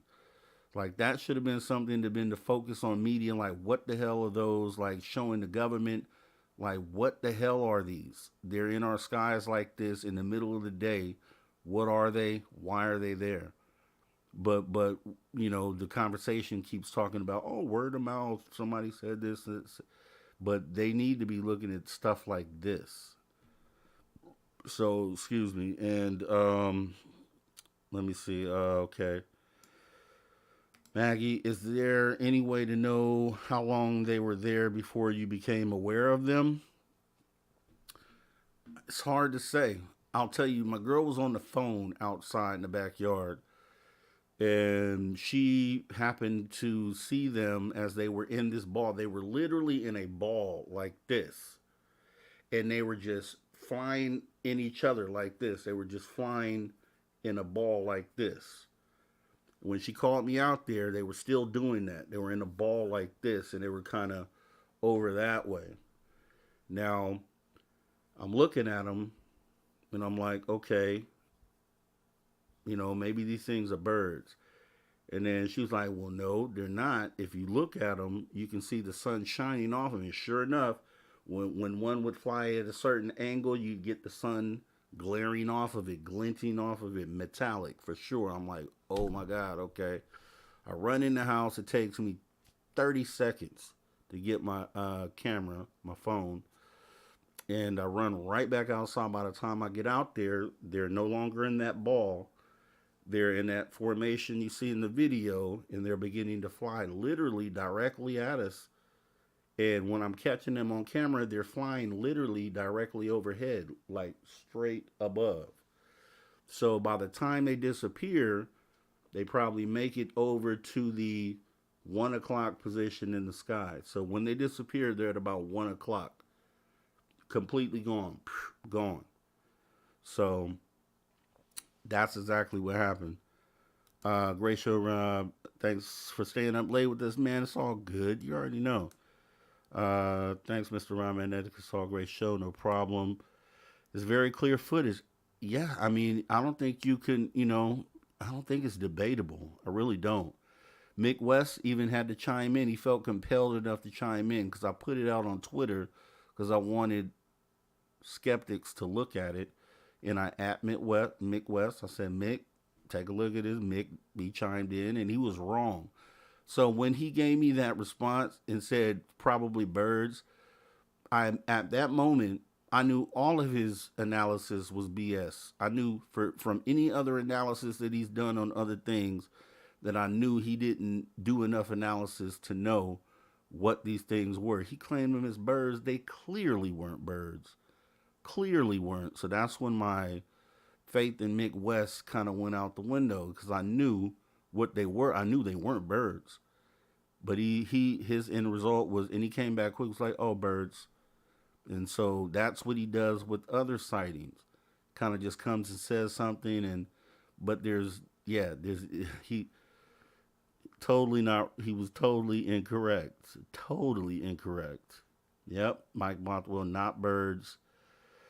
Doesn't fit their definition of reality. True. Thanks so much. I fully understand. I appreciate it very much. No problem. Maggie, Maneticus, they did have the formation like birds. And I'll leave you with this. That takes me to another point that I wanted to make. You know what else has the formation of birds? Our military planes in attack formation. Planes in attack formation are in the shape of birds. Does that mean they're birds? No. There are other things that form that. The orbs that you see at night, they're in the V formation as well. Does that mean they're birds that are glowing? No.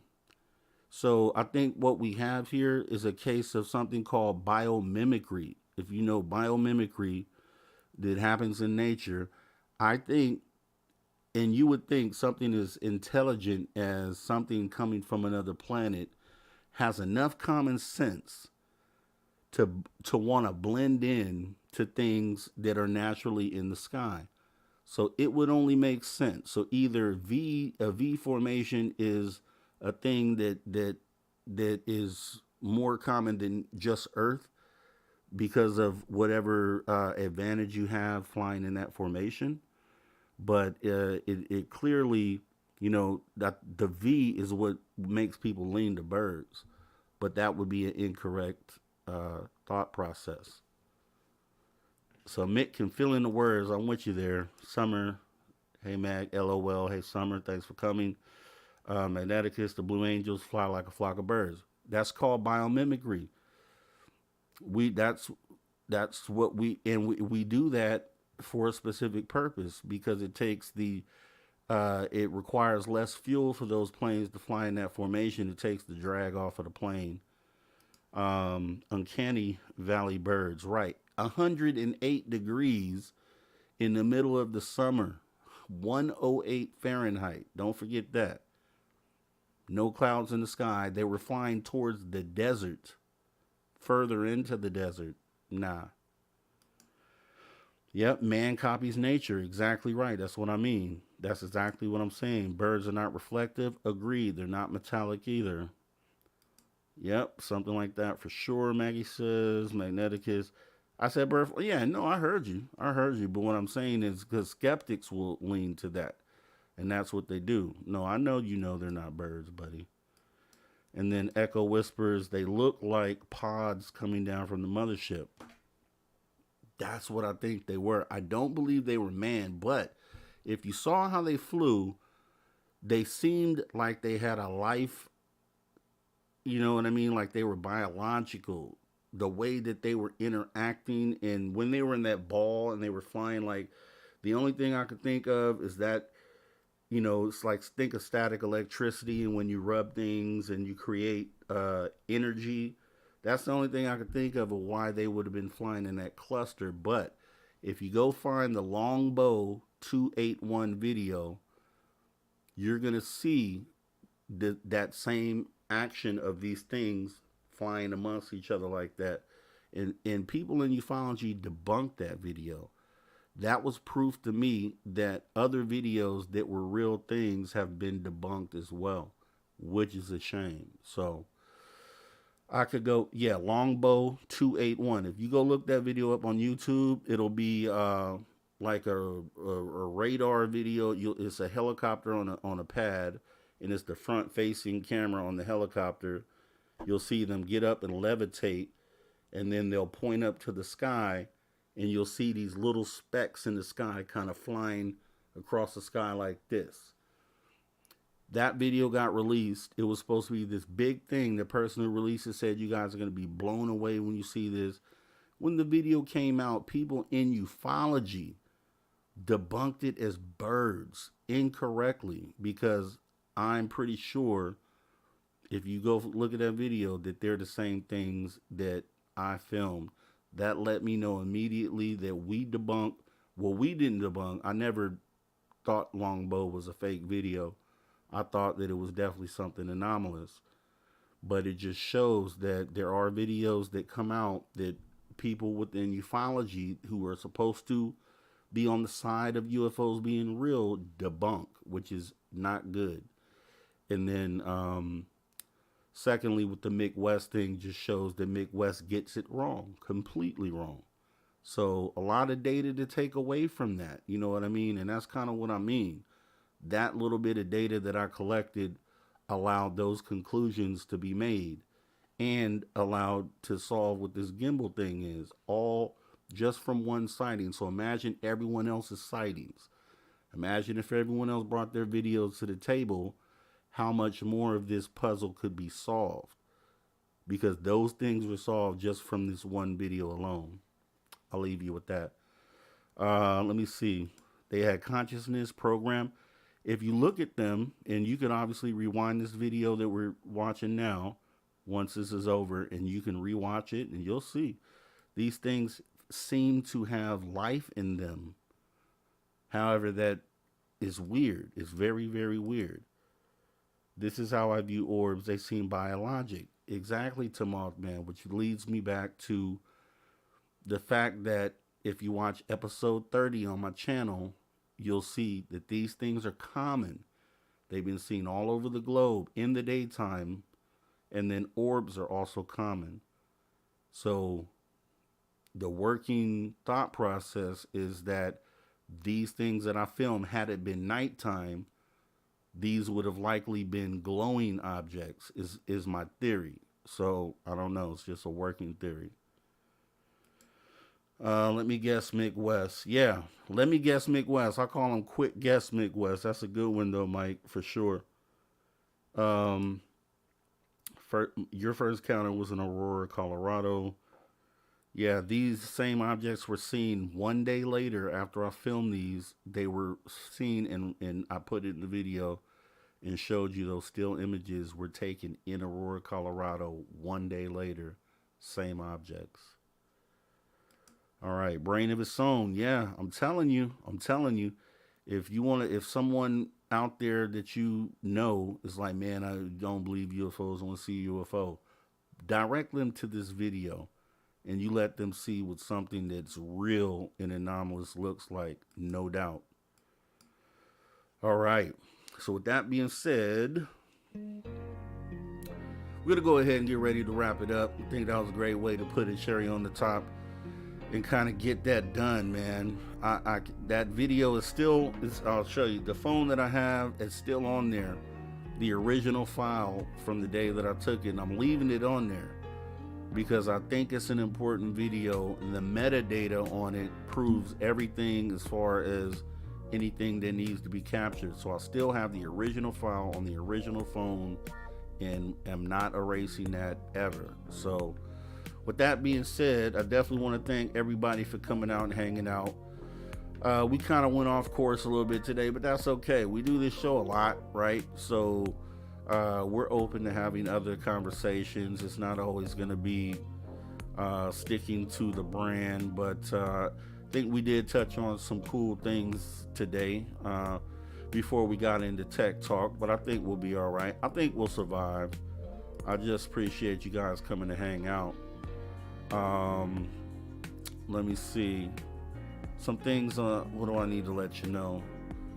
Okay, Jim Goodall next week. Oh yeah, and also some of the other people that you guys talked about last night, I've reached out to. I think I'm working on Reverend Michael Carter, if you're familiar with him.